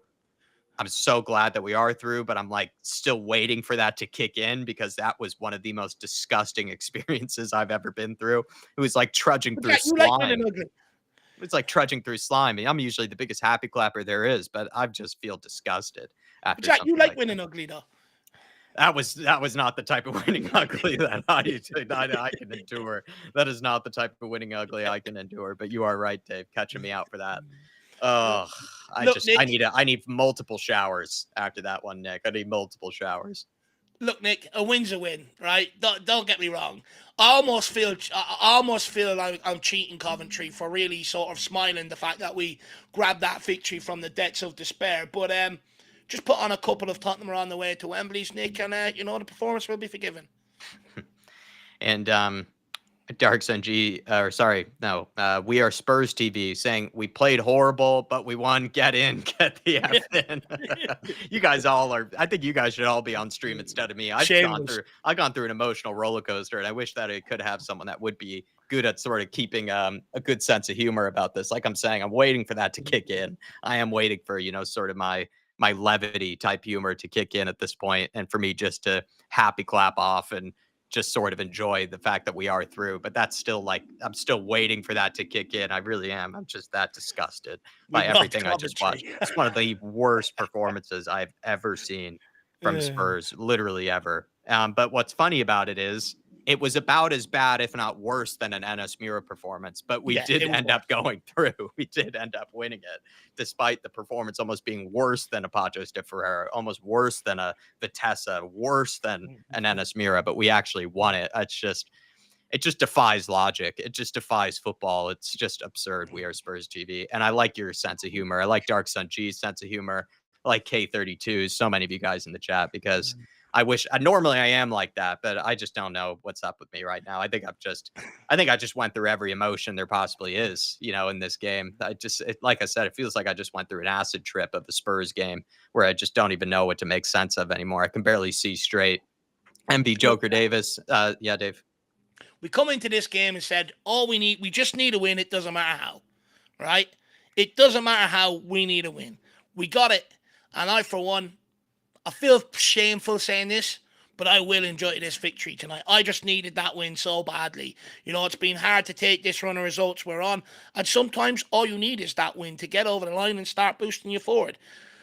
Tomorrow is when I'll probably come down to a bit of reality. What I will say is it's disgraceful that we had to bring Kulu, Sutton, Madison off the bench to save our ass. That's absolutely disgraceful. That should never happen. But look, a win's a win. We're through to the fourth round. That's all you wanted coming out of this game. Sam DaCosta saying, and this is just a regular comment, saying there's winning ugly and then there's dragging your nuts through broken glass. That's exactly what this was. Shamu Van Woo saying, you need disinfectant, Jack. I probably do. Need to just bathe myself in Clorox after this game. MB Joker Davis saying, and just subs saved us. Get in there, Spence and Kulu. Eddie, come on, that's shameful. We shouldn't have to bring these guys off the bench to beat Coventry. I get it. You know, he made the changes. It ended up winning us the game. Maybe a small bit of credit. But come on, Eddie, we shouldn't have to make these changes to win the game. He made them too late bringing still on the as likes well. of Mikey Moore and players like that. Not Sonny. I think he made them still too late as well, Edward. You know, the fact that he only subbed on Jed Spence at halftime, I thought was shameful. You know, taking Timo Werner off as late as he only took him off when he had enough and he was limping, Jack. He wouldn't have took him off otherwise. Yeah, he wanted to keep Timo Werner on, but you know, Edward, if you still remain a Timo Weenie fan after this, I will say you are a brave soul, my friend, and I absolutely love you for that. If you are, this was one, Edward. I need to bathe in some Clorox after this. I just don't even know what to do with myself, Edward. But Spence, I mean, that's something that Dave and I will talk about for sure. You know, Spence has gotten a lot of credit in my book. I think he already had in the beginning of this season, the way that he was playing in preseason. He got a lot of credit in my books, but this kid has just even broken the ceiling for me, you know, with all he's had to go through as a player, you know, at this club who have not treated him well. Two managers now, you know, Conte and Ange, in my opinion, have not, you know, treated him well. And, you know, the mentality that he showed in this game was epic, really epic. And also Kulusevski, from what I thought was a really wasted chance, you know, where Ange or I think Spence worked really hard and, you know, in the box to win that ball back for us. And he, you know, laid it off to Kulusevski. Kulusevski should have buried that. But for Kulu to, you know, stay with it, stay focused, that through ball that he played to Spence was actually disgusting. You know, and I'm using disgusting in a good way this time instead of the, you know, the bad ways that I meant it earlier. But that through ball, you know, between the defender's legs was a dirty through ball. That was a dirty pass from Kulusevski. It was just it was a great goal, actually. You know, despite how terrible we played, it was a great goal between Spence and Kulusevski and Bentancur as well. I think did really well in that second half, to be honest. You know, he didn't have maybe the best of games, but great through ball into Brennan Johnson. And also, I think he played a part in that goal from Spence and Kulu. I think he did play a part in that. I think he laid it off to Kulu, and then Kulu played that dirty through ball through the defender's legs and with the Meg. Donovan Davis saying my blood pressure can't handle this. It's not even my blood pressure, Donovan. I actually think my mind has been fried. Like my brain cells have been eaten alive, you know, by like a parasite inside or something like that. You know, I definitely need a beer after this game, but I also feel like I just need to go on like a walk, you know, on the beach somewhere with nobody in sight or anything, just so I can gain some sanity again. I feel like, again, like I went through an acid trip of a game there where I just feel stupid afterwards. Like I feel stupid after watching that game. I watched some of the worst football I've ever seen in feels like years at this club. And then for us to then still go on to win it, despite all the chances that Coventry City have, I'm questioning my sanity. I'm questioning the rules of football. I'm questioning God and, you know, what he's done to me at this point. It is just unbelievable, Donovan Davis. I don't know if it's blood pressure. I think it's just mental, like brain cells have been destroyed watching this game. It feels like, Donovan. Brain cells have been destroyed. I almost feel like it's the football gods testing us to see if we have the minerals for this or not. You know, football can work in weird and wonderful ways. You know, the fact that, you know, we're all thinking the inevitable has happened. We're going to get knocked out. Ange Postecoglou gets sacked. And, you know, we're here again, you know, ownership, new manager, you know, and the new manager then will be failed again by the ownership and stuff like that, you know. But, you know, weirdly, this could be the victory that we might need to sort of inspire us and kick us on and go on that little run. Let's wait and see. I don't want to get too carried away because the performance was absolutely god-shocking. But, you know, I do have a feeling it's the football gods testing our minerals. And, boy, God, were they tested today, my man. And, look, you know, my doctor has said to me already, Dave, give up watching Tottenham. You know, it's not good for your health. You're going to die early. But here I am. Edward even texted me as well. He's saying he's lost his whole mind. I'll get to you, Edward. I really appreciate it, man. You've been very good to Dave and I appreciate your sort of sense of humor. So many of you guys have, I mean, you have to be a Spurs fan to have a gallows sense of humor. You just do. It's just still cooking for me. It's still like, I just feel like my brain has just been completely destroyed after Jack's been this game. tested. No, I've been not even tested. I've been through the war. It feels like I'd like the trenches. It's like I've lived through multiple world wars watching that game. Be kind, mofos. Sent in a super chat earlier, but it got retracted, so I'm not sure if that even went in. But just want to I say, think he's man, really, changed really that. He generous. switched it up, Jack. I think he's Wow. took it back. Yeah, I've just And then scrolled he's down. Sorry, I just scrolled down. Thank you, be kind, mofos. Everybody, we'll get to your others, but I was a little worried that maybe he meant to type in something else and he accidentally deleted it because you've been really, really generous. And he's saying a few bottles of lemonade for you guys. We Ange in or Ange out. Dave, what would be your drink of choice after something like this? It surely can't just be the regular ice cold Coke with a bit of lemon. That is Dave's choice, by the way. Be kind, mofos. It's a ice cold Coke, few ice cubes in there. He's got to have to have a little lemon wheel that goes with it. Is it a wedge or a wheel? Do you go for a wheel or a wedge? Wedge. Yeah. Do you know what? I do like the wheel because when you go to drink it, if you sit it on top of the ice cubes, it hits your lips and you get that little tang of lemon after. It's quite nice. But yeah, do you know, I'm not a big fan of lemonade, to be brutally honest with you. So it would be Coke for me. That's what I'll be having with some tacos tonight. I can't wait. Oh, there you go. He's gonna need. I've been put through a wheel in this game. Being kind, mofos. It's like I feel like a hamster at this stage. Just don't have any idea what's in front of me. Yes, thank you very much for the few bottles of lemonade. It will feel like it's going to need to be a few bottles after this one. Are we Ange in or Ange out? I kind of have seen enough after this game. I'm going to be honest, be kind, mofos. I think we're set up for a defeat against Brentford. I'd be shocked if we did somehow turn around after this. Like, I think this was just a magical, magical comeback inspired by a couple of players.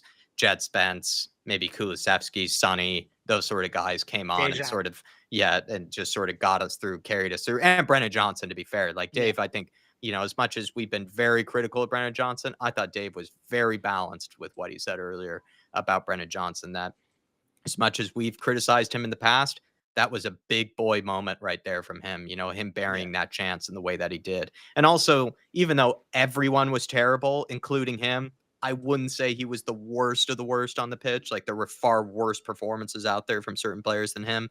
But when he needed to step up, he did step up there. So credit to the kid. Let's hope that can be, I'd be surprised if it was, but let's hope that can be, a moment for him to take, sort of channel it in himself and he can push on from here.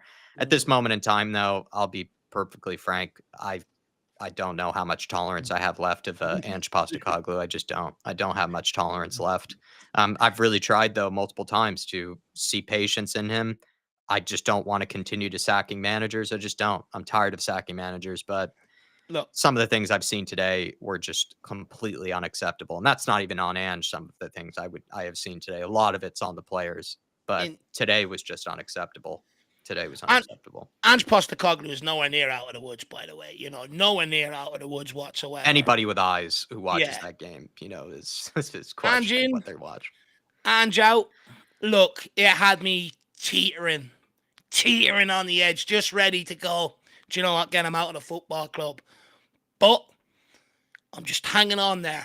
I'm just hanging on, and let's see what happens going into the next game. But he's got a lot to prove. He's got a lot to prove. The style of football has to change. It's got to be sped up. It's got to be a lot quicker. He's got to start making substitutions a lot earlier to affect games. Substitutions.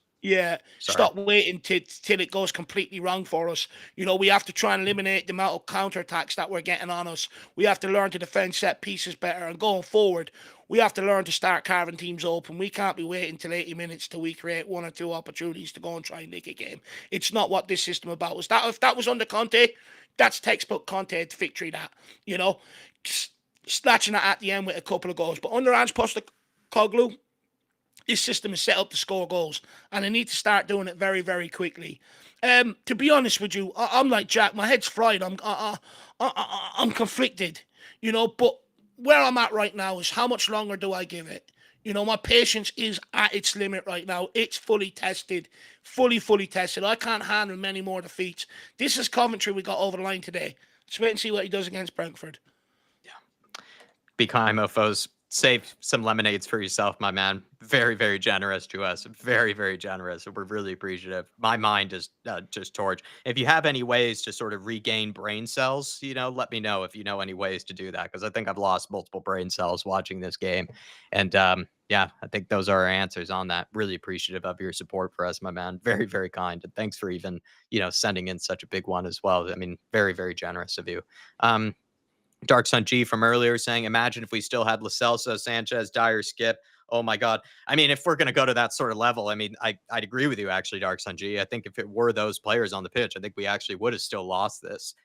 Credit to guys like Jed Spence that we now have. Credit to Brennan Johnson, for scoring that. Credit to Kulusevski for playing that through ball at the end there. We do have players that even when we are at our absolute worst, and I do mean worst, there are some guys who at least can have some bit of quality towards the end there. So, and if it was still Lo Celso, if it was still a Sanchez, a Dyer, Skip, I think we do end up losing that.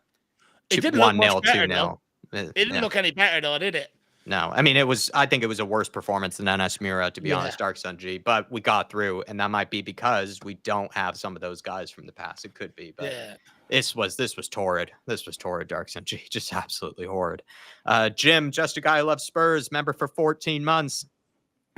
Never in doubt, gents. I was calm the whole game. Tottenham till I die. Well, Jim, let me know if you were sleeping through the whole game, because I think anybody that would have watched that game would have either walked out, turned the TV off, or would have been basically, questioning their own mental sanity like I am right now to even have to have watched that for as long as I did. But Jim, you're a better Spurs fan than me sometimes, and you are Tottenham till I die. I know that for a fact. You very much are Tottenham till I die. You are a very good Spurs fan. And Jim, that was a tough one, man. That was one that just makes my skin crawl. The way that we just got through that there. It's just, it's like a Chernobyl event of just Spurs. It's just torture watching that, Jim. But credit to you, man. Credit to you for keeping your sanity. Credit to you for also having a sense of humor about it. I'm still waiting for that sense of humor to come through for me. I am chuckling at a lot of your guys' jokes. It's just my brain feels so cooked after that game that I can't even come up with any good jokes myself like you guys are. So credit to you, Jim. Credit to you. Should be wearing balaclavas right now, Jimbo, after that one, Robert Palmer saying, I smell Wembley. Spurs are on the way to Wembley. Yes, that's probably one of the best Way ones too soon for that. Way too soon for that, Robert. But look, that's the best put one. on the song if it makes you happy, my man. That's the best one of the day, I think, for Robert there. I smell Wembley. Absolutely. It looks like that's a winning team right there. That's what a winning team does, Robert. Yeah. That's what a winning team does. Adrian Brown gifted out a membership just earlier. Thank you, Adrian, for doing that. I didn't catch who it was gifted to, but I hope they were it's to Stephen Wilson.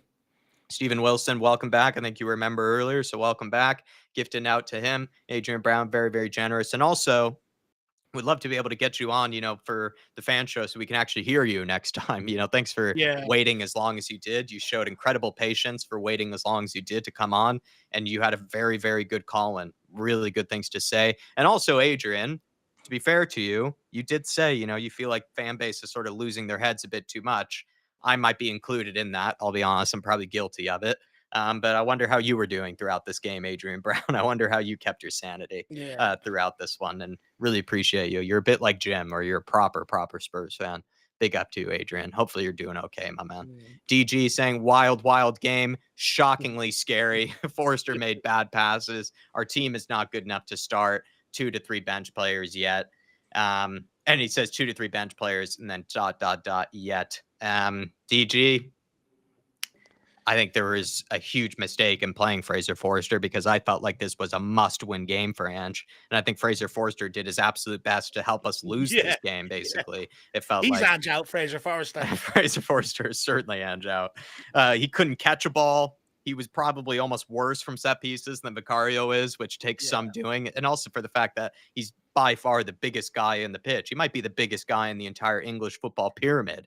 And he still made, sort of set pieces look really sketchy for us. At one point, he nearly knocked out Dragishin. He punched him in the back of the head and then, almost let in an open goal into the back of our net if it wasn't for Ben Davies saving it off the line. What a clearance from Ben Davies, by the way. And this was a ridiculous game, DG. A ridiculous game. Wild. I think that almost sells it short, to be honest, man. Yeah, and a scary performance because I mean the players look done. The players look done. They look done with each other. They look done with Ange. They didn't even look They like look they like the knew how to play confidence is football at sucked out. one point. It was shocking on all levels. They look like the confidence is sucked out of them, Jack, right now. You know, the way they're just playing, going through the motions and stuff like that.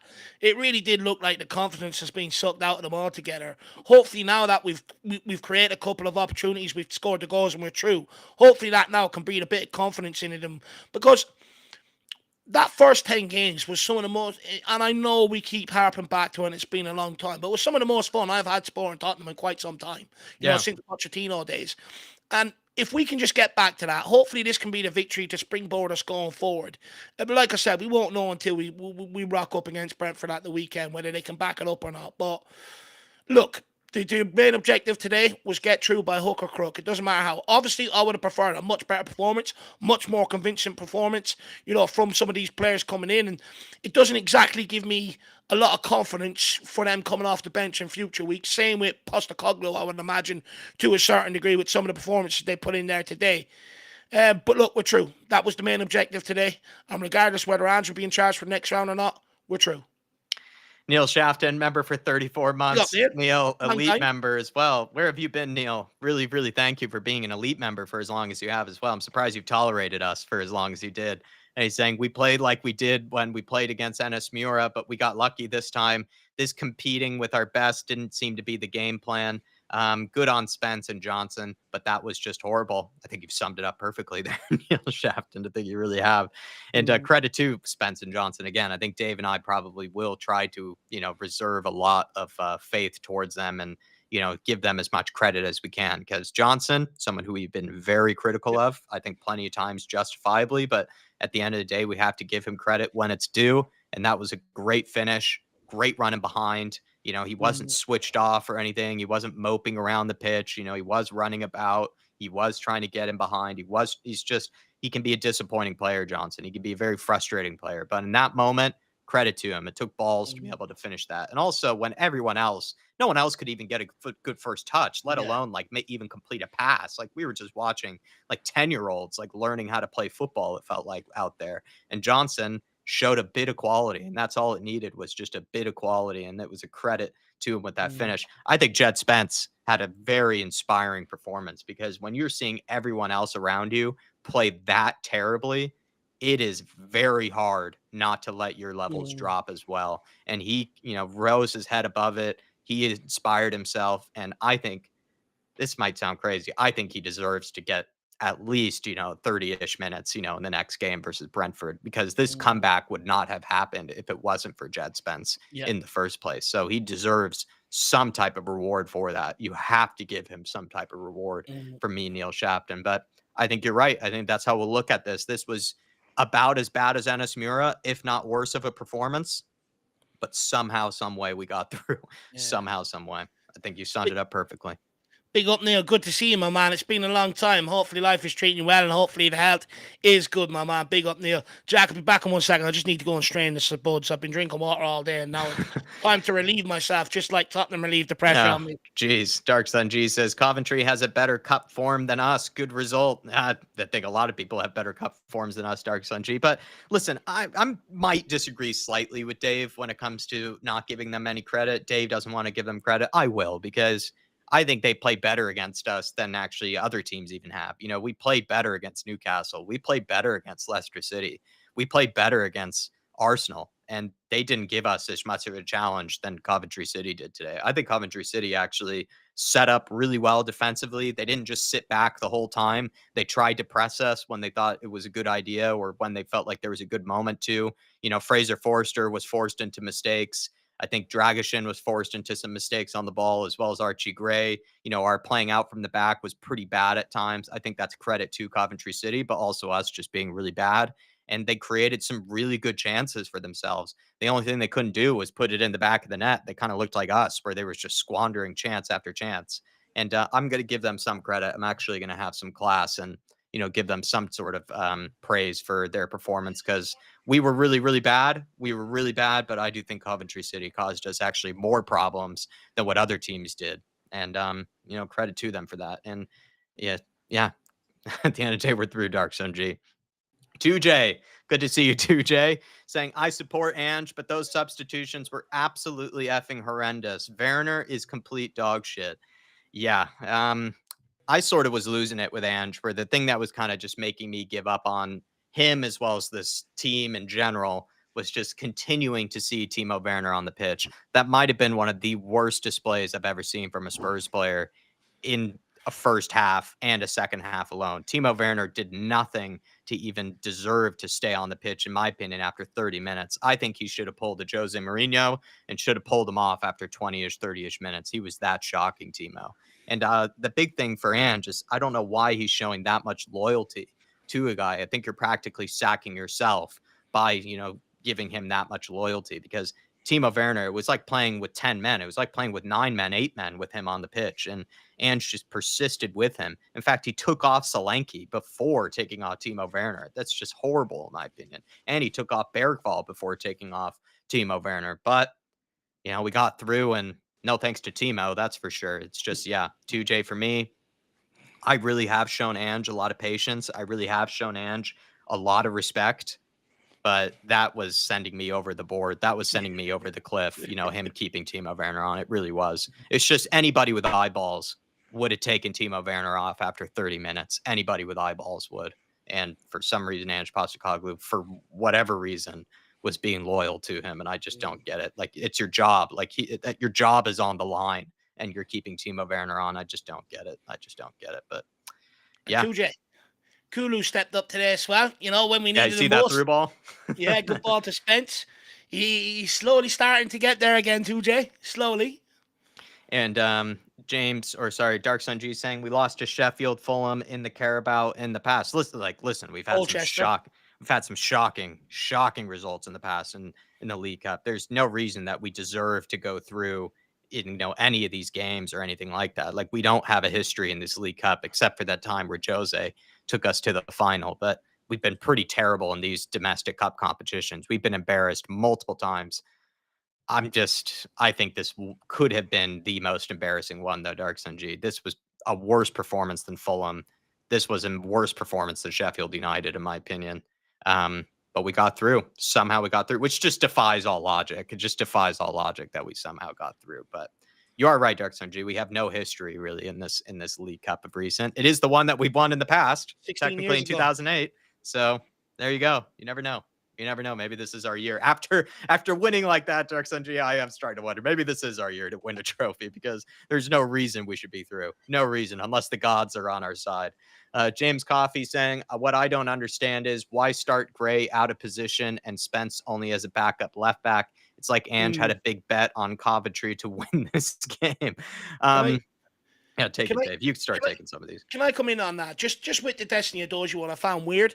This was a guy that came off early against Leicester. I think he came off early against Everton as well because of muscle fatigue, because of, he was running out of steam, because it took him so long to get back from his injury and all. Why start him today? I don't get it. It was weird for me. Give Jed Spence that opportunity. Yeah. And people that were calling for him to start were proven right, James. Like yourself, proven right. At the end of the day, he was our saving grace today. He's the one that sparked this comeback, never gave up. Players that you want to be in that position. How the fuck does the right back find himself in that position? You know what I mean? Or the left back even. But he took his chance, and fair play to him today. I did find that call a little bit odd, given that Edozie has had to come off with muscle fatigue and soreness and stuff like that. And then he also says it's like Ange had a big bet on Coventry to win. Wouldn't surprise me if Ange had Tottenham to win 2-1 to score both of them in the last 4 minutes, to be brutally honest.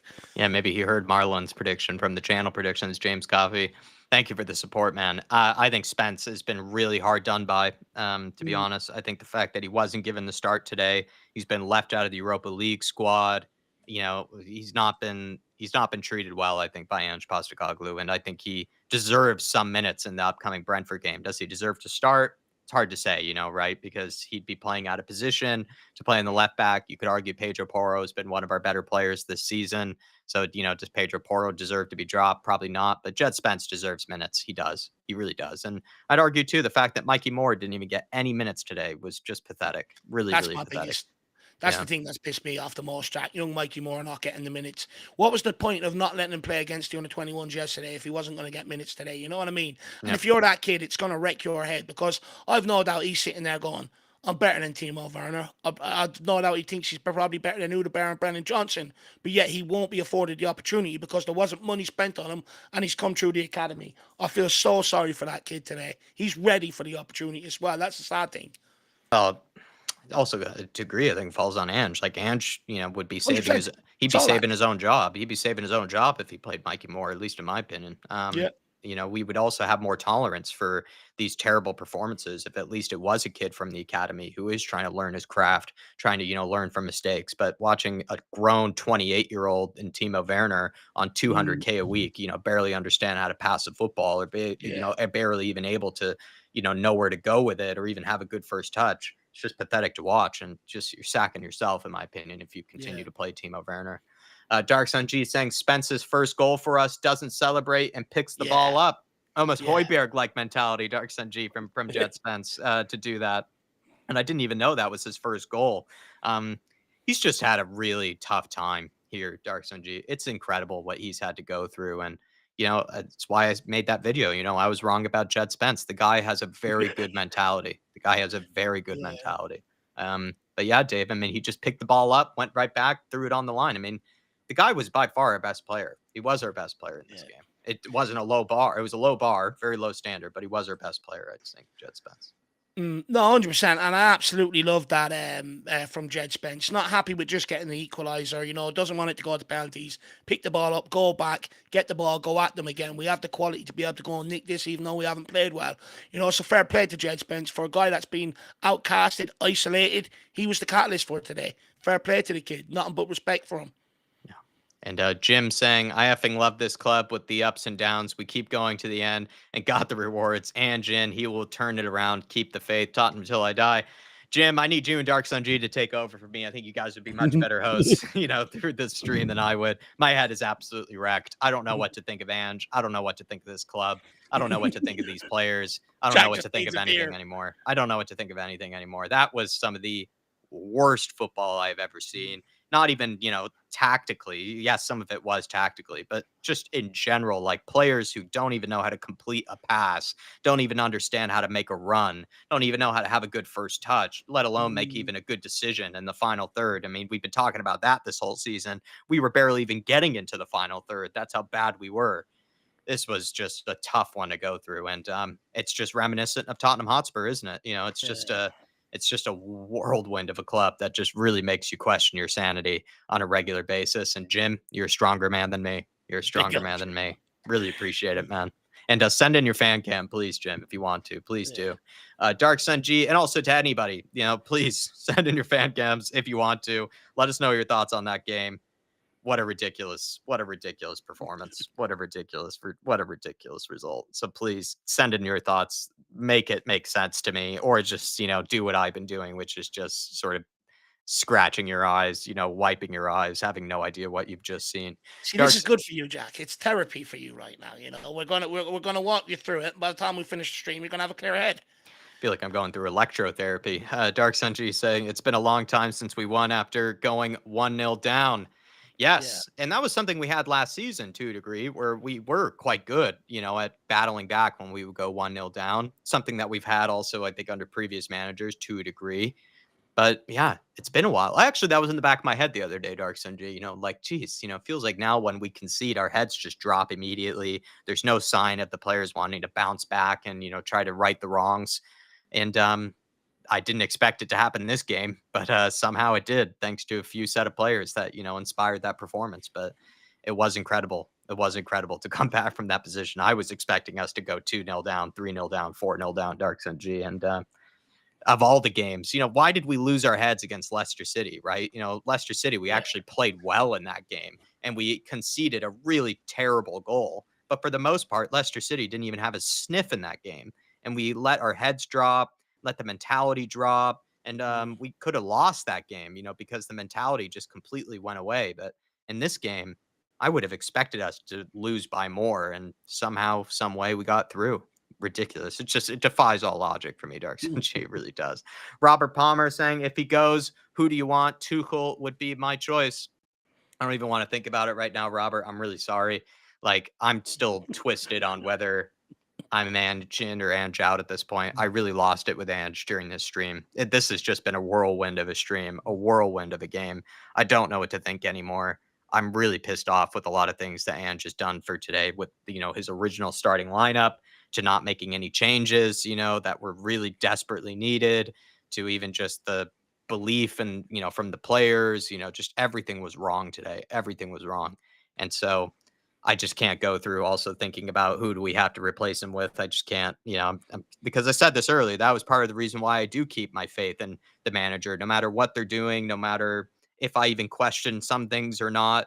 I just think Spurs, we have to, if we can, we have to stick by someone. We do, because it's just unsustainable to continue to sack managers. I even said that while I was losing my mind with Ange, because I'm losing it with him, but I do realize that it is ridiculous to be sacking managers as often as we have been, and to just go through this cycle on repeat of, building up, the manager. He goes through a big manager bounce, then it gets tough. Then we barely support him in the transfer market, only to then sack him later on and bring in a different manager to go through all through it again.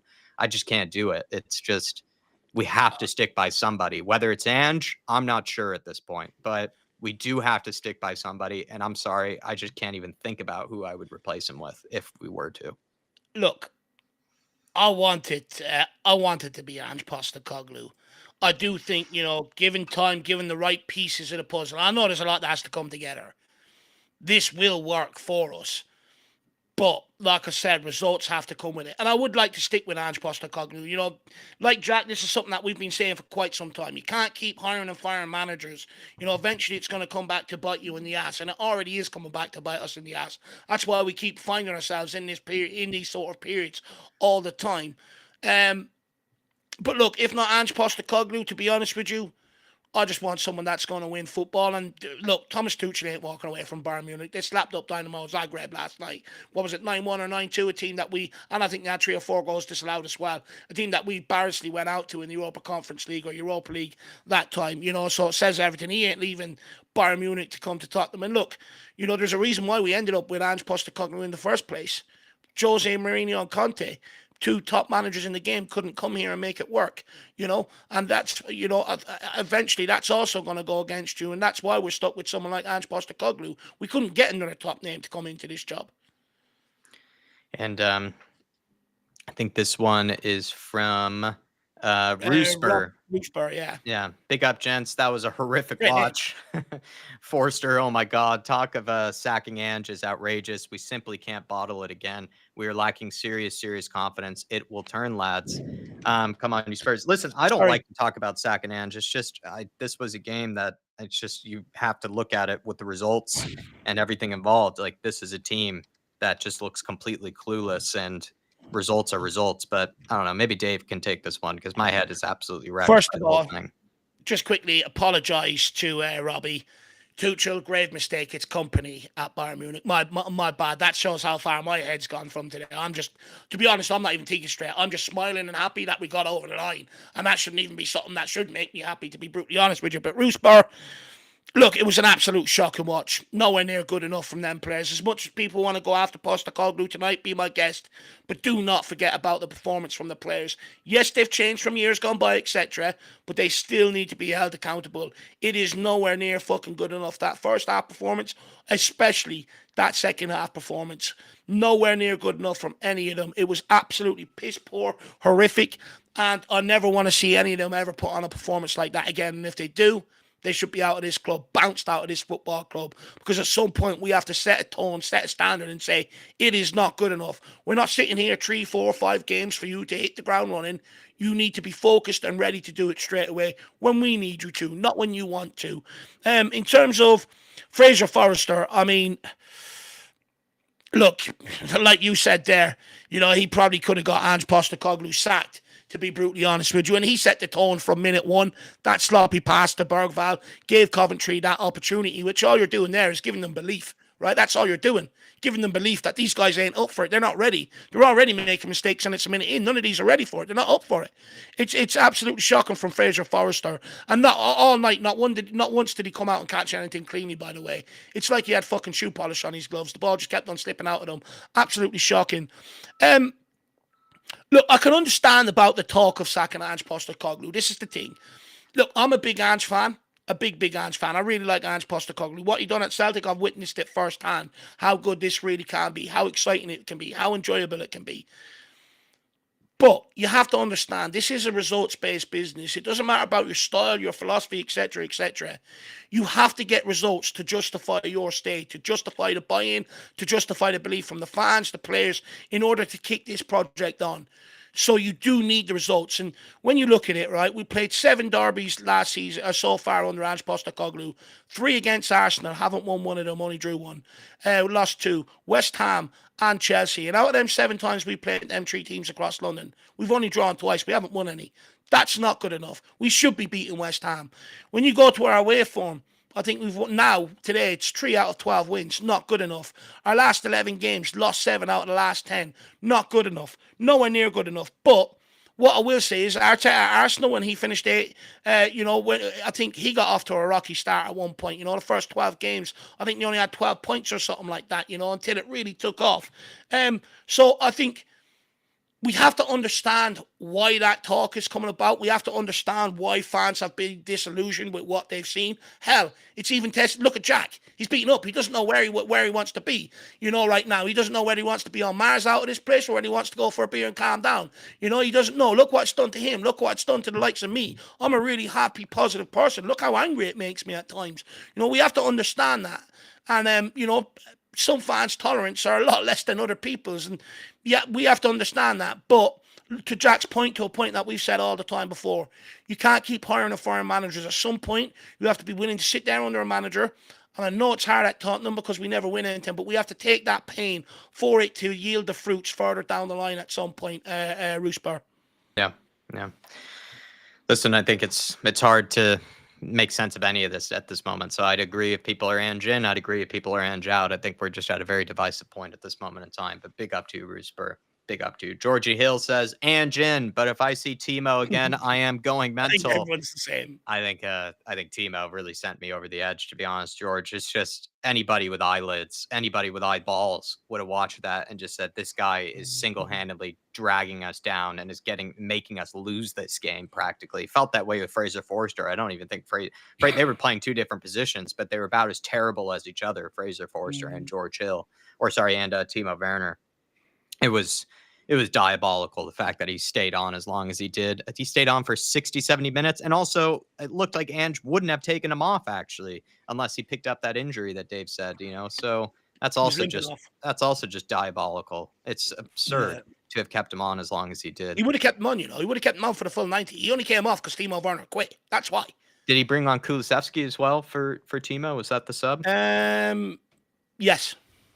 So we wouldn't have then even gotten that equalizer if it wasn't for Kulo coming on and Timo. So the one thing that Timo did do well today, George, was actually pick up the injury. Yeah, that was actually the best thing he did on the day, was get an injury so that we could actually bring on someone who's at least slightly competent in the case of Kulusevski there. Just absurd. What an absurd one. Yeah, and it sent me over the edge, to be honest, George, the fact that he kept him on. It really did. Faz 3-1 Spurs. Big up to you, Fazzy Radfar.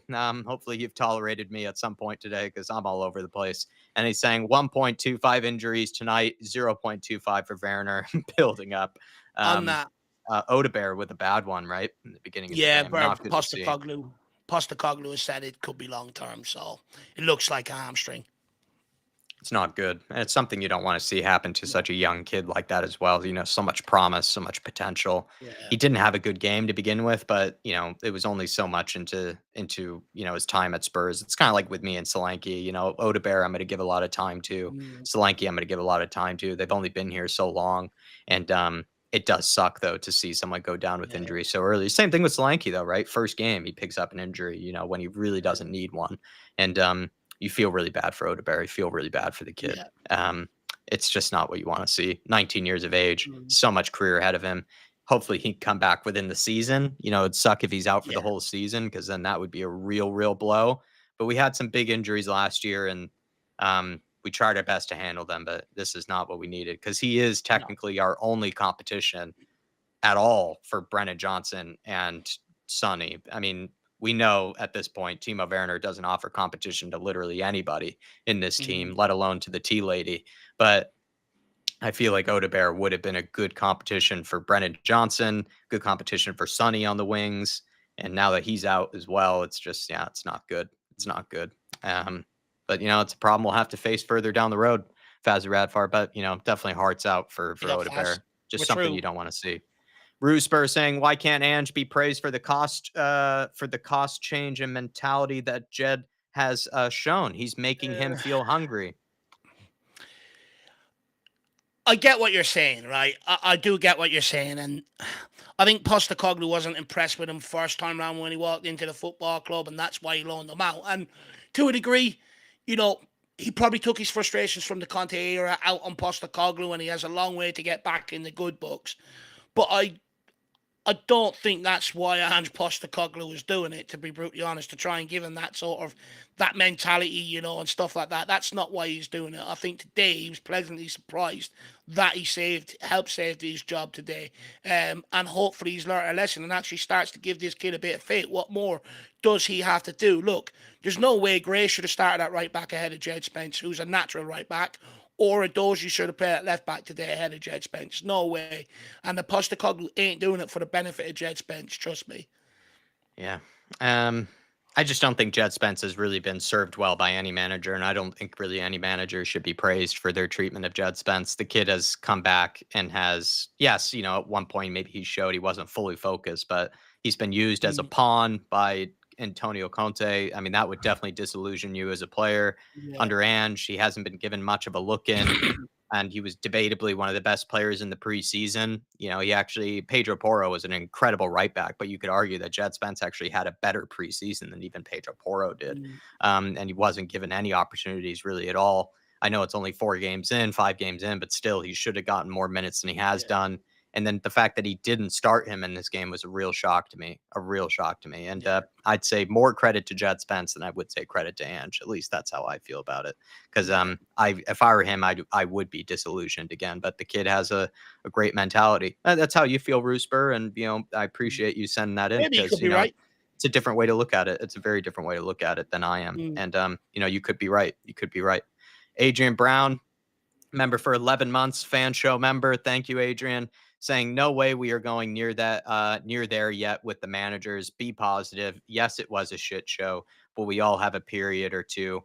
But it will due to it and will change. Big Jed Spence up, my boy. I actually use you as a reference a lot, Adrian, where I think you were sitting very patiently in line on the fan show one time. I think you were in line for a long time. And then when you came on, you were like, I've been kind of thinking about Jed Spence today. I really want to talk about him. And I thought that was just awesome to hear somebody, Yeah. after sitting in line, everyone else is talking about the same things. And you wanted to switch it up a bit. And you're like, I want to talk about Jed Spence today. And I absolutely loved that. And you know what? It's painful to be here with managers, especially myself. Like, I really, again, showed so much patience with Ange, and I'd never liked the conversations of him being Ange out or anything. But today was a bit of a breaking point with me. I'll see how I feel about it tomorrow. But the one thing I will maintain is it is not sustainable to continue to sack Yeah. managers, whether it's going to be Ange, the next guy, or even the previous managers. It's just not sustainable. It isn't. You can't operate as a big football club, expect to be challenging for trophies, expect to be building something like other teams have at Man City, Liverpool, Arsenal, wherever really. Like, we just can't operate the way we have been by sacking and firing, by firing and hiring managers at the rate that we are. It's not sustainable. It doesn't even compute. It doesn't make sense. And I hope that Ange Postecoglou can string together some results so that he can keep his job. Because at the end of the day, that's how I think Dave and I've come to it. It is about results. It is about making, sort of the team confident that you will win games.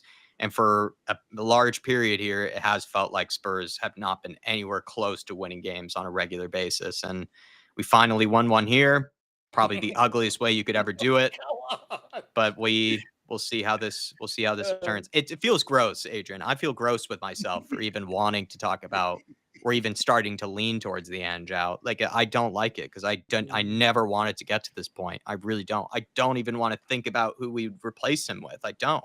I just don't want to be at this stage. But today was a real mind fuck. It really was, Adrian. That's just how it is for me. But there are a lot stronger people in the chat, like yourself, Dark Sun G, Jim, some other people in the house here that are much stronger mentality wise than I am. But today I felt very broken by that performance. Look, it's one of them games where I think it's tested absolutely everybody. Everybody. It's tested our limits. It's tested the managers, the players, the fans. Daniel Levy was even the camera panned to him one stage during the game, and he looked like he was gulping. A man that looked like he was about to be under severe pressure yet again, conjuring his next trick on how he's going to get out of it. But look, we're through to the next round. That's all we wanted coming out of this game. Nope, it's not convincing. Nope, we don't deserve to be there. Yes, we should have been slapped up by a championship team tonight and probably embarrassed. But football can be a wonderful game sometimes. And we ended up going and winning that game. Let's see what we do against Brentford. But I do want to say a massive thank you to absolutely everybody who has tuned in over the course of the evening. Pre-match build-up, the predicted lineup that was out today, as well as the watch-along. It's been one stressful 4, 5, 6 hours today. Look, it's been a stressful start to the season, to be brutally honest with you. But one thing I love about it is not once did I see people really starting to rip each other apart and stuff like that, which is, I think is absolutely good to see, because I think it doesn't do anything any good. It doesn't really highlight the problems going on at the football club. So despite it getting testy, thank you all for being so nice to us today. I really do appreciate it. And come on, you Spurs. I'm going to wear my balaclava having my tacos, because we have absolutely robbed them. Sometimes they're the nicest victories. Jealous of the tacos, Dave. I probably need about 40 to shove down my throat, to make myself shut up and make me think about something else. But yes, everyone, thank you for the massive support today. Thanks for somehow also not losing your brains like I have. A lot stronger people in the chat than I am. Much stronger than I am. much better people than I am. Jack needs to lie down. I need multiple things. I need so many things all at once. I'm not even sure if I should go on a run, if I should go on a walk, if I should just immediately have a beer, if I should, go grab myself a burger, shove it down my face. No idea what I'm going to do next. But thanks so much, everybody, for the support today. Thanks to Spurs, I guess, for getting through. They pushed us. They really tested us, but Spurs did get through, and we are through to the next round. Absolutely crazy that we are, but we are through. Thanks so much, everybody. An incredible support today. Yeah. Absolutely. You guys are all amazing. And for us being Spurs fans, the fact that we even put up with this is incredible in itself. I mean, you guys are all absolute lunatics like I am. And we'll push on and we'll move through. Looking forward to the weekend. The games are going to start coming thick and fast. Hopefully we don't have to be put through games like this on a regular basis. But yeah, they are coming thick and fast. And let's hope we start stringing some wins together. Come on, you Spurs. We're all suckers. But guys, thank you very much. Really, really do appreciate it. If you do want to get your fan cams in, though, just quickly before we do end off, if you want to get your fan cams in, I'm going to leave it up there for about another half an hour. It's already been up there quite some time. It's there how to do it and stuff like that. But with it being late for me and all, there has to be some kind of cut-off point tonight. So get them in, guys, if that's what you want to do. Again, thank you very much. It's been a testy day, but we're fucking through, baby. We're through. Thanks, guys, for a great stream. Thanks for being very supportive of us. Thanks for seeing it through a bunch of angles, bunch of lenses. Thanks for picking us as your watch-along destination. Definitely a whirlwind of one, but we'll see you for the next one. We'll see you for the next crazy game.